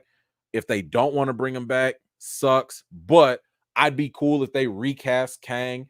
And by the way, some people were saying, well, they can't recast Kang because it was in Jonathan Majors' contract. Well, at least from what I've heard from entertainment lawyers and such, if you break the morality clause, which is basically why they're able to fire you if you have some sort of misconduct or whatever, it's basically another clause that if you mess up, we can fire you, right? If you get arrested, go to jail, we can fire you. So that that clause annulled Jonathan Majors' contract. So the question of whether or not they can recast, it is possible. They can recast if they wanted to. Matter of fact, I just read another report that and I'm sorry I don't have it with me right now, but it was saying that for a long time Marvel was trying to recast until they found the opportunity to just move on to Doctor Doom with Robert Downey Jr. So once they saw that other shiny object, they said, man, we're going to stop. So it sounded like, at least from the reports and rumors that I read online, that they actually were trying to recast, but they moved on. And let's be honest, even though I don't like it, Robert Downey Jr., Doctor Doom, Avengers movie, that's an easy $2 billion. Like, people are going to show up for that. The casuals, the general audience, they're going to show up for that over anything with Kang. So, with that said, before we get to the official Kang response, we actually have a leak. And this leak has to do more with what we could have gotten with Kang. Now, I read some of the full rumors and leaks. Again, this is nothing official. This is just something that's been spreading around. Maybe it's true, maybe it's not. Don't really know. But I did feel like at least we can comment on it just a little bit. So, and I'll give you the gist of it because it's like 7-8 tweets long. We'd be here all night talking about it. But the gist of it was basically the Council of Kang. They break out and they don't like what the 616 were doing with time travel and all of that stuff. So what they end up doing is they start breaking up and they punish and destroy all these other timelines. Okay, they're punishing all these other timelines based off of what the 616 sacred timeline did. So they're going out there and they're killing all the superheroes, they're killing all the mutants, they're doing all this stuff to these other timelines. So imagine they're going to Deadpool's timeline. Imagine they're going to the Fox Universe timeline. They're going to the Sony timeline. They're going to all these other timelines to stop it. Now, from what I read and some of the rumors, they were saying that like they were going to gather all these anchor beings from all these different timelines and they were going to come together and defeat the Kangs. And they tried it and they lost. Didn't work out. And then, of course, you have all these little, and this was supposed to happen in Avengers 5, okay? They were going to break up into little teams. You had Captain America over there, you know, Sam Wilson. You got Captain Marvel on another team. And all these different versions of mini Avengers were going to go fight a different version of Kang. You were going to have going against Immortus, and you'd have them go against Ramatut and all these other ones, right? And they still lose. Like, all of them just lose. So just kind of think it's very similar to Infinity War. The teams, they try to come together. It's not enough. They end up losing. That was the basic premise with all these leaks. Now, I'm not mad about that. I'm fine with most of those because, in my opinion, I've been saying if you're going to recast Kang, if you're going to bring Kang back, before you jump over to Doctor Doom, which everybody I think wants Doctor Doom, at least show us why Kang was the menace that you tried to set him up to be. Again, Kang was not a character that we made up in our heads that was so big and bad. Marvel gave us that. Marvel said this guy destroyed multiverses. This guy wiped all the Avengers and all these different, like, this guy was a problem. But Marvel also tanked it by letting him get defeated by super ants and Ant-Man.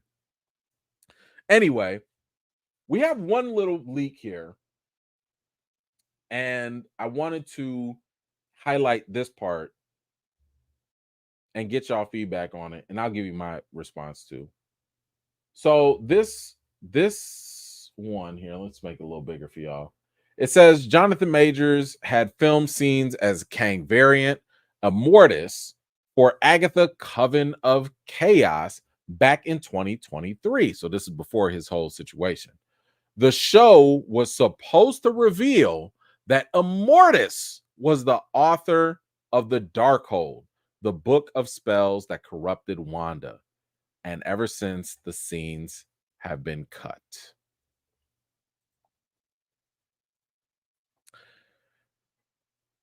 If that leak is true, if it's true, I'm glad that they're not recasting Kang, because that would have been stupid, in my opinion. No, thank you. You mean to tell me that all the dark magic and all the stuff that was going on that came from Kang?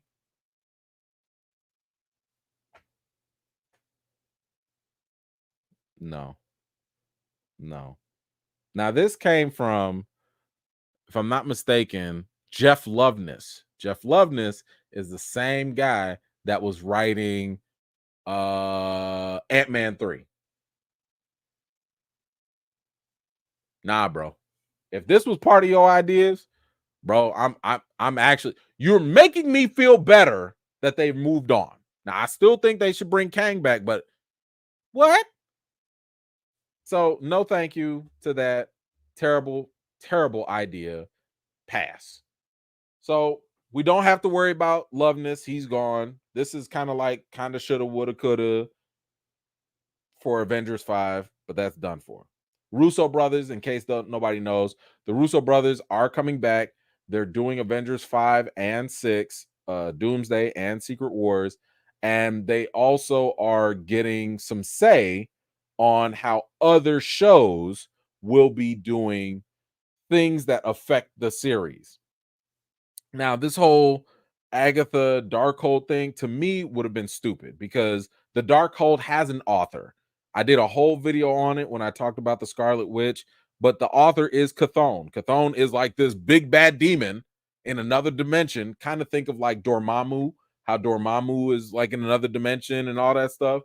Chthon is the author of the Darkhold, and that in itself is a very big story, and I'd rather see that. I'd rather see Wanda, I'd rather see Agatha deal with Chthon, because Chthon is a problem, especially if he come into the real world. If y'all thought Mephisto was an issue, you don't want to deal with Chthon. You don't want that. Yeah, that's big daddy demon right there. That's a problem. That sounds like a terrible, terrible adult star name. Big Daddy Demon. Wow. Anyway, I'm sorry. It's getting late. I'm sorry. And it's still Sunday. Oh my gosh. But that's done for. But let's get into what Kevin Feige said, because we have the president of Marvel Studios finally giving us an update on what's going on with Kang. And this is the thing. He was asked straight up, no chasing, nothing. Will Kang come back? What's up with Kang? Will he return? What's happening? What's happening? So let's hear what the boss man had to say. Do you know, I've done a number of interviews in the last couple of days, and you're the first person to, I give you credit for just outright asking the question. And I'll give myself credit for trying to evade it and avoid it entirely.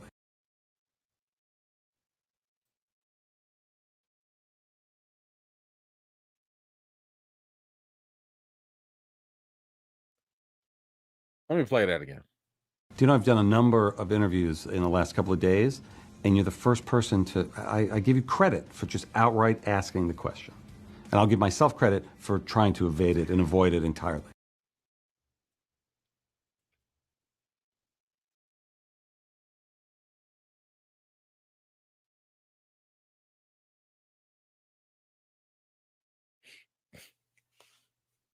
Now, shout out to the interviewer. Shout out to the interviewer for asking the question. I appreciate that. And let me give a little advice to my fellow press people out there, because I feel like being in this game for so long, in this industry, I have learned how to speak Feige-ese. Okay, I could speak a little Feige-ese. And one thing I have learned is never, ever, ask Kevin Feige a yes or no question. It's a waste of time. You don't usually get a lot of time, but that is not the thing to do. I know you think you're going to get a simple answer. You never ask this man yes or no questions. Sometimes you get lucky, but sometimes you just won't.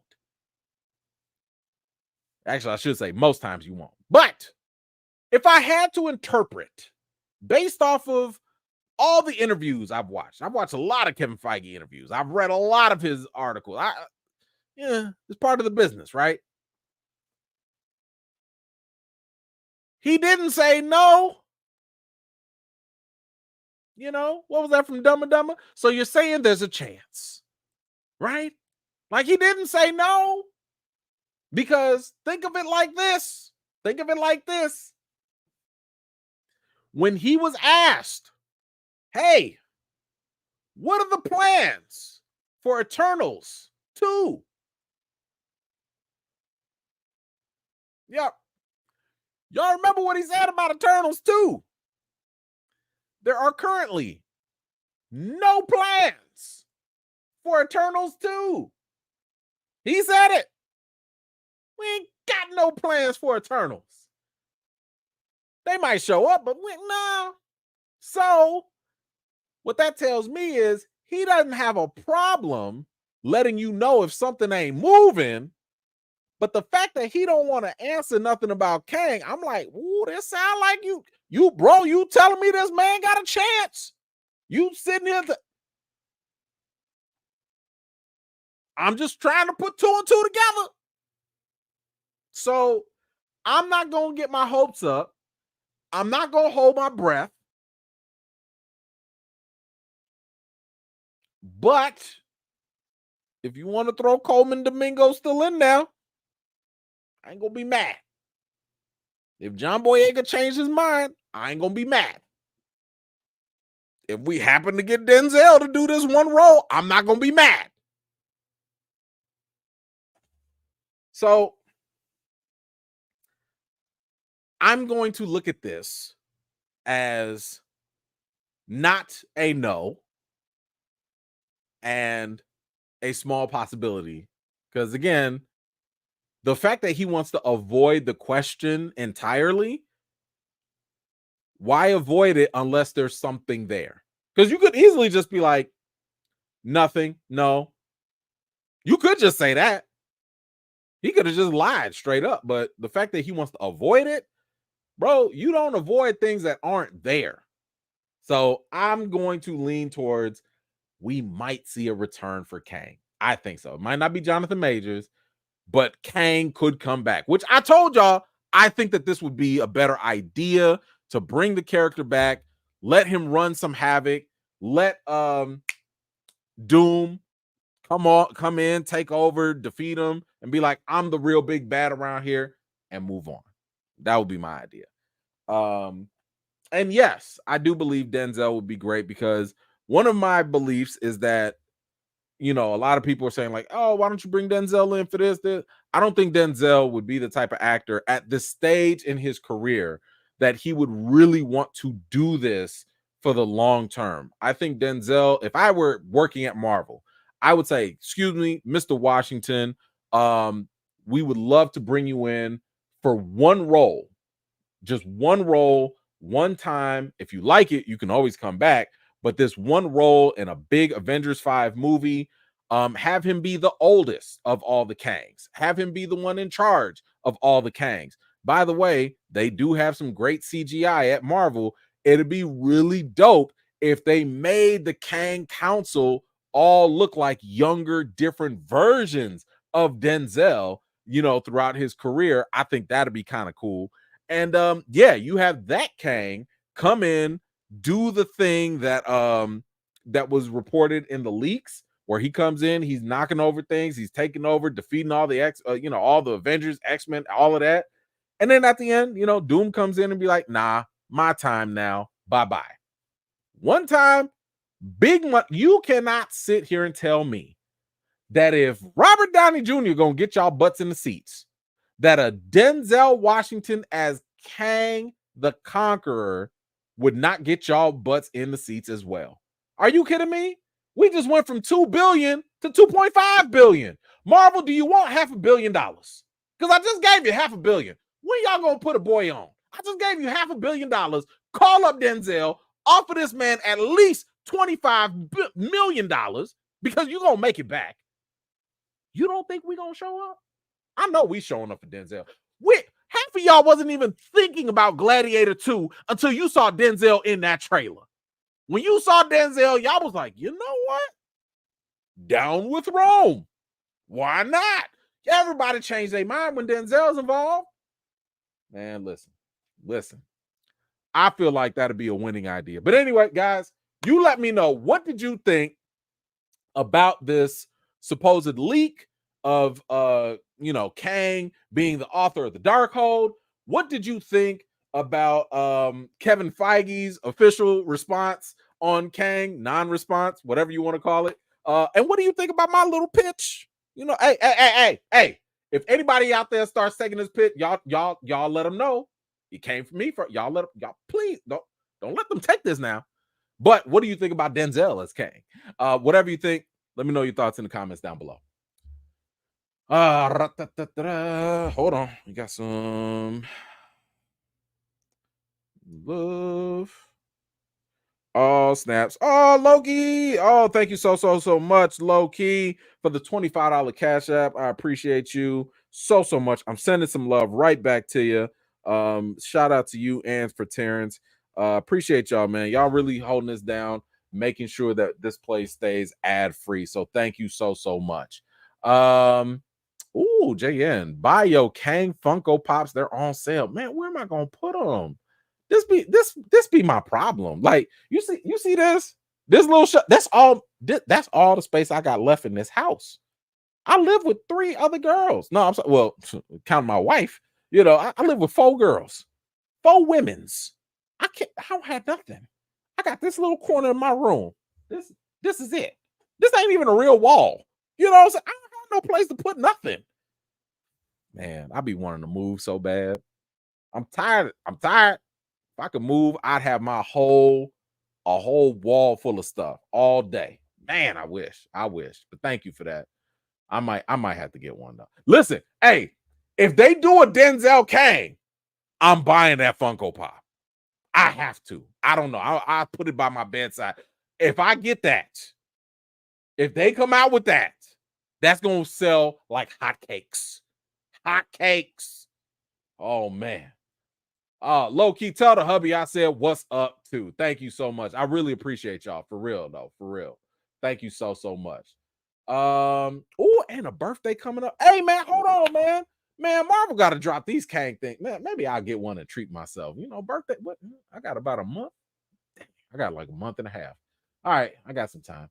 Okay, so we got to go over D23. So we have a couple updates. So I'm not going to go through every single thing in D23. I'll just go through some of the main highlights. There might be some things I skip, but man, it was literally a 3-day event. Your boy was only out there for one of the days. But I tried to get as much stuff as I could. I definitely learned a lesson. I am no longer trying to get video. Y'all were lucky you got the David Blaine video. Every other video I tried to upload took too long. It was hogging down my phone. It was too much. It was not working. So next time I go cover these events, I will just take pictures and tweet, and that's really just gonna be it. So that's my limit. But we did go through a lot of updates. Now this included Disney Studios, Pixar Animation, Lucasfilm, Marvel Studios, and so on. So we got a lot of new things coming. A lot of these are coming in 2025 or 2026. So next year and the year after are definitely going to give us a whole lot of different things. And let's see, we kick it off. This is not in order, by the way. But we did get, not Kevin Feige. Kevin, get out of here, man. There we go. We did get Jamie Lee. She's back, and we're going to do Freaky Friday again. I think they called it Freakier with Lindsay Lohan as well. but Freakier Friday is going to be a thing that they're going to come out with in 2025. Did y'all like Freaky Friday? Was that something like, because I keep seeing it, I keep seeing people talk about it, but I'm like, I don't know, maybe it just wasn't for me, but I didn't really care too much. I don't know. But I don't know. Y'all let me know if that was something that you're looking forward to. Then we got something else that was a little different. It was announced already, but we got our first poster here for Snow White. It is going to be in theaters on March 24th. So Snow White is coming, but they also did this here. They gave us a couple scenes. Now at the event, they actually showed us some feature footage of them singing. I forget what song they sang, but it was like a little clip, and we actually get to see the dwarves. Yeah. So these are the dwarves that she's dancing with. And I don't know if you guys recall, but like they used to have real people playing these dwarves. But who was it? Peter Dinklage, the little person from Game of Thrones, the Lannister. He drinks and knows things. He was like, "Yo, what y'all doing? This all you giving us is just dwarves? We better than this." And whistle while you work. Thank you. That's what they were singing. But yeah, Peter Dinklage kind of got mad about this. Was like, man, that all you gonna give us is dwarf roles. So Disney was like, I bet. And they changed all the dwarves into weird looking CGI people. And when I tell you, watching this on the screen felt incredibly awkward. Like, what is that? Oh, what is that term called? The uncanny valley or whatever. When you're watching something kind of fake, but then it's trying to be real, but your brain can't process it the right way because you like, I cannot compute. This is weird. That's the way it felt watching this trailer for me. I think the trailer is out. Unfortunately, I can't play it because they'll copyright it. But yeah, these things, when you see them moving, I'm like, yo, I don't know if I want my kids watching this. I mean, maybe kids' minds are a little simpler and they can deal with it. I don't know. I'm not watching this. It's weird. It looks weird. But it's sad because that's 7 jobs. That's 7 jobs that some little people are not going to have. And to me, I'm sitting here thinking to myself, like, listen, I totally understand where you're coming from. Like, yes, y'all should have roles beyond just being dwarves or elves or whatever, right? I get that. And I fully support it. Look at Peter. Peter be getting roles as his roles are not little people specific. So it totally makes sense. Unfortunately, it doesn't apply to everybody. And, as a black man, I can kind of understand what he's saying. It's almost like, wait a minute, how come y'all got a slave movie and you only putting black people in that? You should cast black folks in other things. I hear that. But at the same time, if they made a slave movie and they said, we're not going to put no blacks in here because we don't want to be anti-woke or whatever, so we're going to CGI the blacks. We're gonna put some people in blackface. I'd have a problem with that. I'd have a bigger problem with having no jobs than trying to have progressive jobs. So I hear him on his fight, but I think going to this with the weird CGI door, I think that was a mistake. And I'm curious to see if we're gonna get some sort of Sonic the Hedgehog type of blowback. I'm wondering. Now, I don't think so because this is more so for kids. Kids probably don't care. But man, if this was for older people, I think people would be like, hell no, nah, go back, get some little people because this looks weird. But anyway, we also got the first logo for Tron Ares. That's coming in theaters October 2025. They showed a trailer, some footage for it. Jared Leto's character was shown a little bit. I'm be honest with y'all, I did not care. Did not care. I liked the original Tron. The original Tron to me is pretty much the Matrix, basically. So I really love the creativity behind Tron and all of that. But at the same time, like, meh.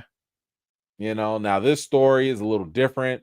It showcases oh yeah, 9 Inch Nails are going to be on the soundtrack, but this one also will showcase the AI, the because Jared Leto's character is like an evil AI. He's basically Mr. Smith from the Matrix, but he wants to go out into the real world, right? So he wants to be a real boy. So they're going to be dealing with probably AI coming into the real world, just reversing the roles. But I don't know. I don't know. I'm not a fan of it, but it is what it is. It looks shiny. It looks shiny. The trailer, choom, choom, all these lasers and stuff. It looks shiny and all that, but I'm not seeing nothing in there that will make me want to be like, I can't wait to see this. Now beyond that, one of the goats, and I've talked about this before. I believe that James Cameron is when you look at this man's resume, he's like MJ in the finals. He just don't miss. Okay. But we have an Avatar 3 update, and it says here that it has even more emotional stakes than ever before. James Cameron added that there will be new cultures, biomes, and settings in Pandora never seen before. And he said, listen, this man said it's not what you expect, but it's what you want. Come on, man. If that ain't goat talk, what are we talking about, man? What are we talking? This man said, listen, you don't even know what you want, but I know what you want, and I'm going to give it to you. This is coming from the man that has like 3 of the best-selling all-time movies. And the movie is called Avatar Fire and Ash. It's going to highlight more of a different culture of these, the blue aliens or whatever. And they're going to be, we've seen the original movie deal with the wind. The second movie deal with the water tribes. Now we're dealing with a fire tribe. Man, this sounds like Avatar, the animated series, right? So it seems like that. But this man's, it's not what you expect, but it's what you want. I almost gave him a round of applause if I was not recording at that time, because he knows. And here's the thing. We all collectively, and let's be honest, because I was part of it, we collectively clown this man, talking about, man, I'm working on Avatar 17, y'all, for 10 years, didn't see nothing. Avatar 2 came out, everybody went to go see it. Made that movie 2-something point some whatever $billion.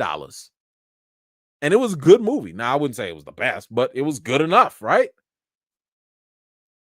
He don't miss. He don't miss. I'm beyond the point of doubting him. I cannot doubt him anymore. I'm not gonna sit here and be like, okay, we'll see. Nah, man. You said I'm gonna want this. Okay, I'm there. Then we got some announcements from Pixar. One of them is Dream Productions. Dream Productions is a series set between Inside Out and Inside Out 2. By the way, I saw Inside Out 2 with my girls. It was fantastic. Loved every second of it. But this series follows up Dream Productions, and they are the movie studio inside Riley's mind, and they're the ones that make up her dreams. Now, this sounds like something I'll absolutely watch. And this is going to be a series. But yeah, I know my girls are going to want to watch this. Like, they're going to be like, yeah, we have to watch this. But this is not what I want from them.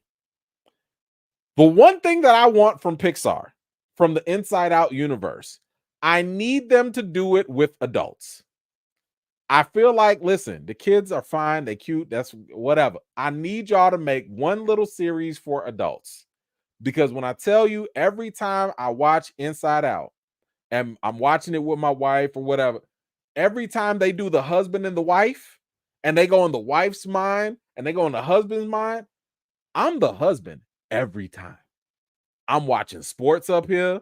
I'm replaying stuff up here. I'm probably not listening up here.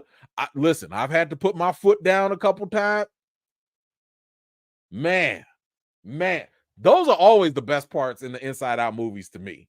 The fact that they're not doing that with the adults, man. And listen, there's a lot of opportunities there. I'm just saying, there's a lot of opportunities if they go there. So I like that. I like this Dream Productions and what it sounds like. We got another one with Pixar, of course, the big one, and that is Toy Story 5. Y'all know Toy Story 5 is coming out. You saw the logo here. Looks like all the other ones. Andrew Stanton is coming out. He's the one that also directed WALL-E. And this is coming out in theaters in the summer of 2026. But this time, and I like this concept, it says here the film is going to follow the toys going up against electronics. And I thought that, during the presentation, this was really, really cool because he was saying like, yo, back in the day, we was all playing with toys, action figures and Barbies and all that. But as kids get older, what do they have? They stuck in front of a screen. And it's very true. So I am curious to see what are these toys going to do with these screens, So I like this idea. I think it is fresh. I think it is innovative. I think that this is what Toy Story 4 should have been, because why did we do Toy Story 4? What was the point? Woody came back. What are we doing? So I like this. This is one of the reasons why I think that Pixar, the Toy Story franchise, has always been successful. Because it was something that we all could relate to. I mean, I had a Woody in my, when I was a kid. Now my Woody was Michelangelo. No, it was Raphael. I had the Ninja Turtles back as a kid. So that was my Woody toy. Who else did I have? I had Wolverine, classic yellow and blue. So I had Michelangelo, Raphael. Did I have Leo? I think I had Leo. I didn't have Donatello. That's what I missed. And I had Wolverine. Man, I was going. Listen, I was having a good old time with my toys back in the day. Those action figures, man, they keep you busy for hours. But we also find out here that there's going to be an army of 50 Buzz Lightyear toys who are stuck in the manufacturing play mode, and they will be the villains in Toy Story 5. I'm not really sure I care about this. I like the whole dynamic with the electronics and the toys, but to me, I'm just kind of like, we were kind of already here. We was kind of already here with it, but okay, more of the same. Whatever, that's fine. Now this was big news, and I think we knew this was coming to a degree, but either way, it was great to just hear and see it. Incredibles 3. Incredibles 3 is in the works, and the same guy that did it, the first two, Brad Bird, he is currently developing part 3. Cannot wait. I cannot wait. This is going to be, listen, as long as they got Frozone in there, I'm happy. No, there was no mention of a Frozone movie or a series, even though that would be money in the bank. Money in the bank. Where's my super suit? Come on now. They don't want the money. They don't want it. But yes, this was definitely something. It got a big surprise, big reaction, I should say, from the audience. So that was definitely fantastic to see and hear that is coming back. We also got the update of Zootopia. Zootopia 2 is happening, and you also have Ki-Hu Kwan, who will be the voice of the new reptile named Gary. That is going to take place next year. The featurette that they did show, they showed all the animals coming back and all of that. It was funny. I will say that it was funny. They showed little versions of like the animal version of popular movies. One of them was like a Deadpool and Wolverine variant, but with animals. So there's definitely the same level of humor. If you liked the first Zootopia, which I did, then I think you will be satisfied with the new Zootopia as well. At least the featurette looked pretty solid to me. Then we got another update, and I think this was a little bit more than people anticipated. But we got the first concept art for Frozen 3. Now, Frozen 3 comes out in theaters in 2027, but this art is a lot. Now, here's the thing. The person that was presenting this, she was like, "Oh, Frozen 3 is going to answer a lot of the questions from Frozen 2, right? All these things about the mysteries behind their past, who they are, why things are that, all of that stuff." But what was also announced was that you're also going to find out that the story and the questions and mysteries are so big, they're just going to make a part 4 as well. They need 2 movies to resolve the mysteries from Frozen 2. So Frozen 3 and Frozen 4 are pretty much announced with this. And I don't know if y'all noticed, because like I don't know if that's Elsa or whatever, but like clearly something's going on with her here. But who is this? Who is this in the shadows? They didn't even mention them. They didn't even mention who this person is. Must be a villain of some sort. But yeah. And by the way, you know what? Kudos to Disney, because while we were there, they had some people come. Listen, they had people, they was gonna sing Let It Go. They was gonna sing it. But while they were doing it in the audience, they actually had confetti flying. So it was actually snowing in the arena, at that time. So it was pretty cool that they did that. Now listen, I have not finished watching this. One day I might, but Andor got an update. Season 2, it's going to take place for like over 4 years. So if you are a fan of Andor, if you stayed awake for Andor, if you enjoyed Andor, more is coming, and Diego Luna is definitely coming back. And it looks like it's going to be very, very promising. I'm at some point I will try to finish it at some point. Now, I mentioned this before, and I told you that, I had loosely read, I didn't back this up yet, but like in 2019, I think Lucasfilms had like 17 titles announced, maybe for movies, maybe for TV series, whatever. And only one of them has actually panned out. And the one that has panned out so far, it's not a bad one, is The Mandalorian and Grogu. So we got our first title or the first logo for The Mandalorian and Grogu. It is going to be in theaters May 2026. I think they are finished filming it. I think they are. I think they're just doing post-production right now. They did show us a featurette for it. And I will say that from what I saw, the featurette looked good. It definitely looked good. They showed us most of the action scenes. It looked very, very, and I hate to say this, but that's the best way I can say it, Mandalorian-ish. You saw a lot of the Mandalorian and Grogu like going on little adventures together. The Razor Crest ship is back. You see them getting into fights. You see them going on secret little missions and stuff. Of course, they throw Grogu with some other little cute aliens and stuff. But it definitely looked very action packed.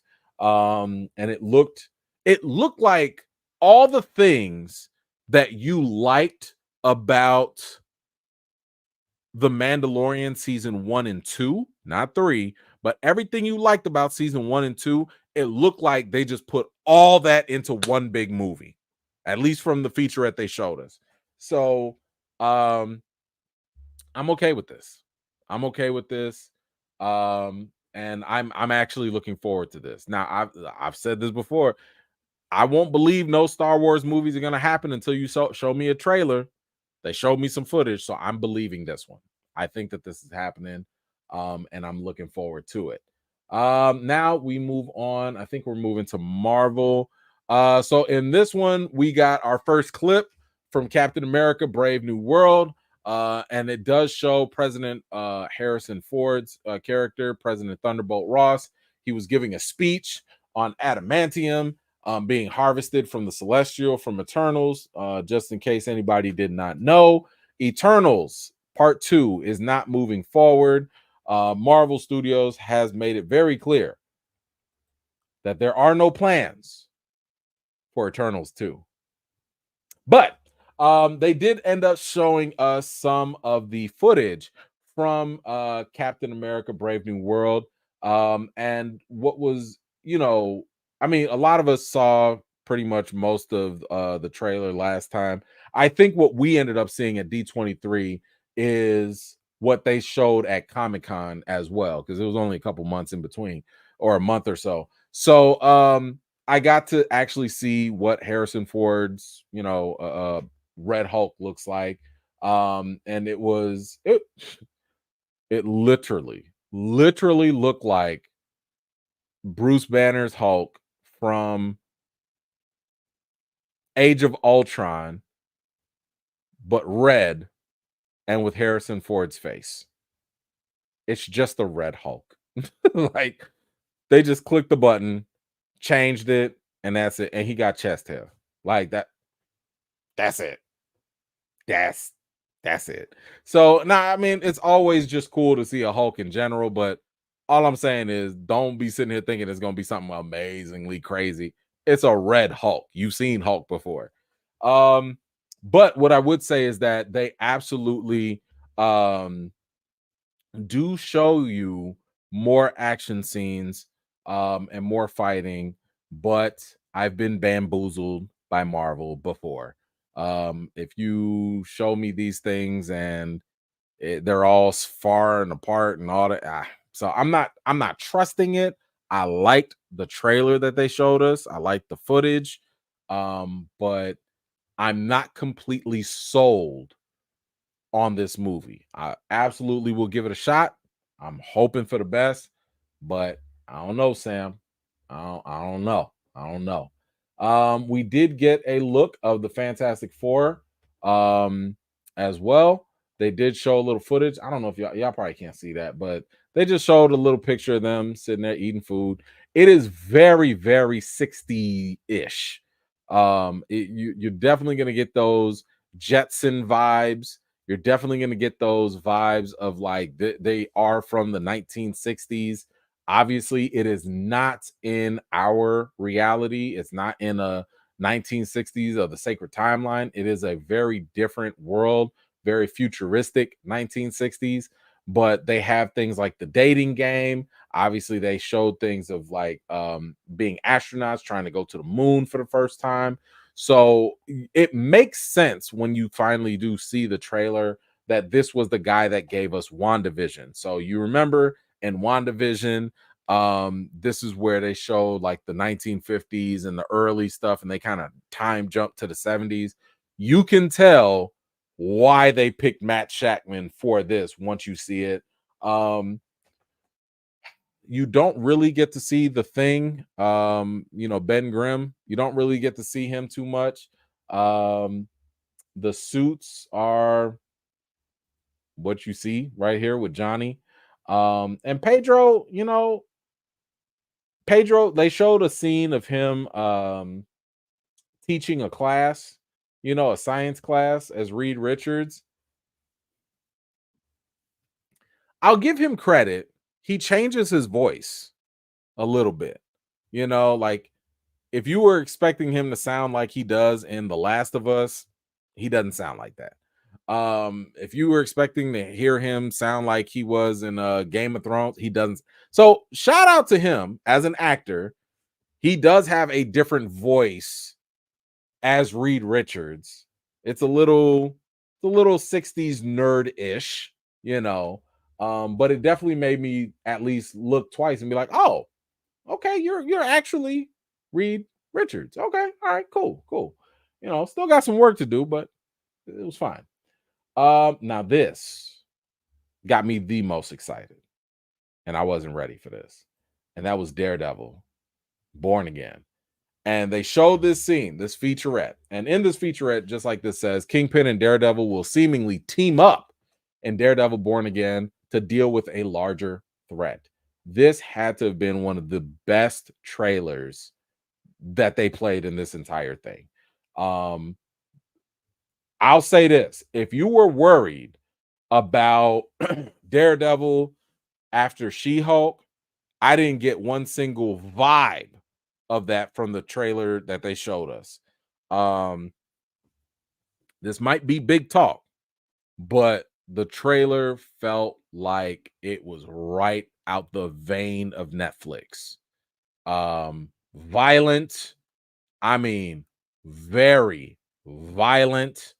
They showed Punisher. Punisher was coming. He was actually getting into a fight with Matt Murdock. White Tiger is going to appear as well. And the villain Muse will also be showing up in this as well. Now, for those of you that don't know, Muse is he's like this sadistic serial killer. And he has speed, he has strength or whatever, but one of his abilities is to suck in or almost be like a vacuum for sensory things. So sight, sound, smell, it's like he absorbs all of it. So this causes a problem for someone like Daredevil who is blind, but he needs sight, sense, and smell and all those things to actually identify things around him. So he's literally gonna be blind to Muse whenever he's around. So maybe he is the larger threat that Kingpin and Daredevil had to team up against. But I will say that tension between Matt and Kingpin, if you've seen the end of season 3, it's still there. These dudes are like, I'll kill you. Like, I'll boy, right now on site. If I didn't have to deal with this, it'd be you and me. Like, boy, these two guys, Charlie Cox and Vincent D'Onofrio, those guys are acting their tails off. But this Daredevil has to be the number one thing I'm excited for out of all of this. And yes, it does seem as though Kingpin is, I don't know if he's governor, but he'll probably be mayor. He's clearly in the political world. This is what was seen. This was teased in the end of Echo, if y'all watched it. But he does have some sort of political power. He is running things in the city. People apparently have forgiven him, I guess. But you know, some people will vote for any convicted convict. You know, a little convicted felon don't hurt nobody, right? But yeah, so Kingpin definitely is moving up in status in this world. But that is going to pose a challenge, especially for Matt Murdock, one way or another. Then we moved over to Marvel Animation. And this is where we're getting more of the animated series. So What If, X-Men, and so on. So Brad Winderbaum, who's in charge of all the Disney Plus streaming and series and stuff, he had this to say. He said that they will always change up the animation styles within Marvel animation projects. So there will be no one in-house style. So the way that they draw, you know, X-Men 97 is not the way they're doing this Spider-Man, and it's definitely not going to be the way they do this What If. So they're always going to mix that up one way or another. I'm a little iffy on that. I mean, like, I loved the animation from X-Men 97. I think that's probably the best that they've got. I still have to kind of sort of get used to what we see in What If. I still have to get used to that. But it is something, it's interesting to see that they're going to mix that up. Let's see. Did they give an update for I think they said that in What If they're just going to show people in Moon Knight is going to be in there in What If season 3. Photon will be there, Red Guardian will be there, Shang-Chi will show up, Ironheart will show up as well, and White Vision. So we will get more characters in What If season 3. They did not show very much of anything when it came to X-Men 97, which kind of makes sense because X-Men 97 is going to take a while for them to animate and to get going. So I understood that they're not going to do that. And yes, it is going to be the last season of What If. Thank you for that. We are not going to get any more for that, which to me is kind of silly. Like, What If should be something that you can literally do as long as the MCU exists. You can keep doing What If. To me, it does not make sense to stop it, because it should almost be like a Black Mirror. It should just be something that just exists. Once every couple of years, we get 4, 5, 6 different episodes of different scenarios and leave it at that. That's instant money. It's easy money, but whatever. They don't want to play nice with it. So the next thing that we did get was the Friendly Neighborhood Spider-Man. So this Friendly Neighborhood Spider-Man, now I thought this was actually going to pick up and be a prequel to the 616 Tom Holland Spider-Man. At least that was the impression I got before, but that's not the case. Apparently, this is going to be a flip in a sense. So Peter and Norman Osborn's relationship and Your Friendly Neighborhood Spider-Man is kind of like What If. It's like a what if scenario that Peter and Tony Stark had from MCU. So instead of Tony Stark being the mentor, you see it's Norman Osborn who's sitting there trying to, have a little coffee with Aunt May, probably. But he's the one that's going to be Peter's mentor. It says the main difference of Peter learning from Norman, who uses more questionable methods. And the best part of all this news was who is going to voice Norman Osborn, and that is Coleman Domingo, the ever so talented brother who has been on a hot streak lately. He is going to be the voice of Norman Osborn, and I think that would be fantastic. Although Norman did look like Giancarlo. They got him looking like Giancarlo. I thought that's what they were going to do with him, but it looks like that's what he's going to have. And they also had another change up here. They said the first clip that they showed the audience. I wasn't here for this, so I don't know. They said that the first clip reveals that Peter gets his spider bite when Doctor Strange and Venom come through a portal fighting along with a spider. Interesting. So this Friendly Neighborhood Spider-Man is definitely a whole different thing. It's definitely something else. Yeah, it is what it is. There was another report that they're doing Marvel Zombies. And the Marvel Zombies is going to be a spin-off that's going to continue the Marvel Zombie story that started off in What If. So we will get more Marvel Zombies. It is only going to be 4 episodes, which I don't why? Like, what are you doing? Just okay, whatever. So 4 episodes, that's it for the Marvel Zombies. But this is also going to be TVMA. So it looks like they about to pull out all the punches. Thank you, Deadpool. Okay, because Deadpool is probably like, listen, if I can exist, everything else can exist. So we're going to get our first TVMA animated series with Marvel Zombies. Listen, somebody gonna be some dark meat tonight. Okay, somebody gonna get chomped up tonight. I think they said one of the sequences or one of the parts of the footage that they showed was Marvel Zombie was about to bite Shang-Chi, like he was gonna bite his arm, but the Mandarin threw his 10 rings and it like covered up his arm like right on time, and the bite just ching, right on the 10 rings. So that's pretty cool. So anyway, that was it for most, if not all, of the updates from D23. I might have missed some. If I did, I'm sorry, but it was a long weekend. But anyway, guys, you let me know. How did you feel about the D23 announcements? Were there any specific ones that you were super excited about? Maybe not so much. Whatever you think, let me know in the comments down below. Whew, guys, we made great time. Great, great, fantastic time. All right, guys, that's it for tonight. I am so thankful that you guys were able to hang out with me today and hang out and talk about all this stuff. I really appreciate you. No, I did not see or hear anything about Miles Morales, but that could just still be in the works. We'll just have to wait and see. Oh, I forgot to talk about Ironheart. Dang, hold on, let me add this in there. I don't have it though. Why didn't I put that up? Ooh. Hold on. We're going to add this to the replay. So there was one other announcement. We did get a chance to see some trailer footage for Ironheart. So Ironheart, that features Riri Williams. You remember her from Black Panther, Wakanda Forever.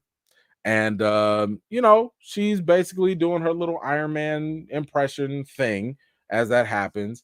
And I'll say this: the trailer was okay. It was okay. It has a lot of Iron Man like scenes in that. Okay, so like building a new suit, getting the suit to work, flying with the suit. That's what I mean by Iron Man like scenes. And I think that those clips looked really good.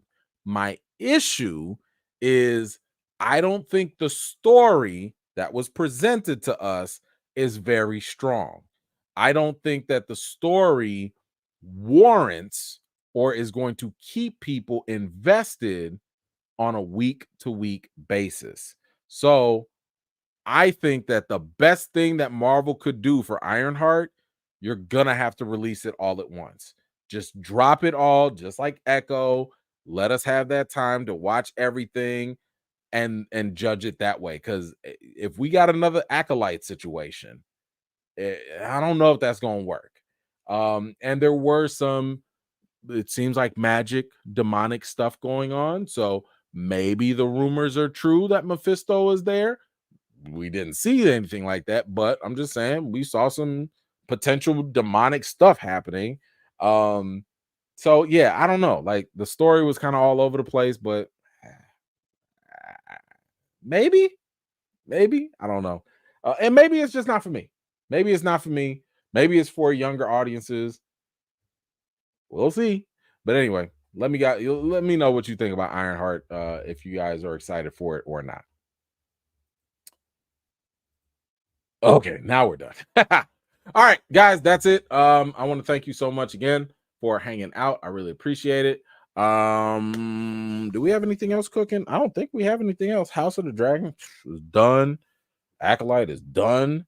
So I got to get back to work on doing From. Yeah. Oh, wait, no, I got a review coming up for next week. I got to do for you guys. So stay tuned. I got a review. Make sure you're following so I can give you some reactions to certain movies that are coming out. I think later this week. Little scary movies. Some of y'all won't watch it because it's too scary, but I'll be watching it. But anyway, thank you so much. Have a fantastic week coming up. You know the routine. Wash your hands, wash your butts, and everything in between. Until next time, peace.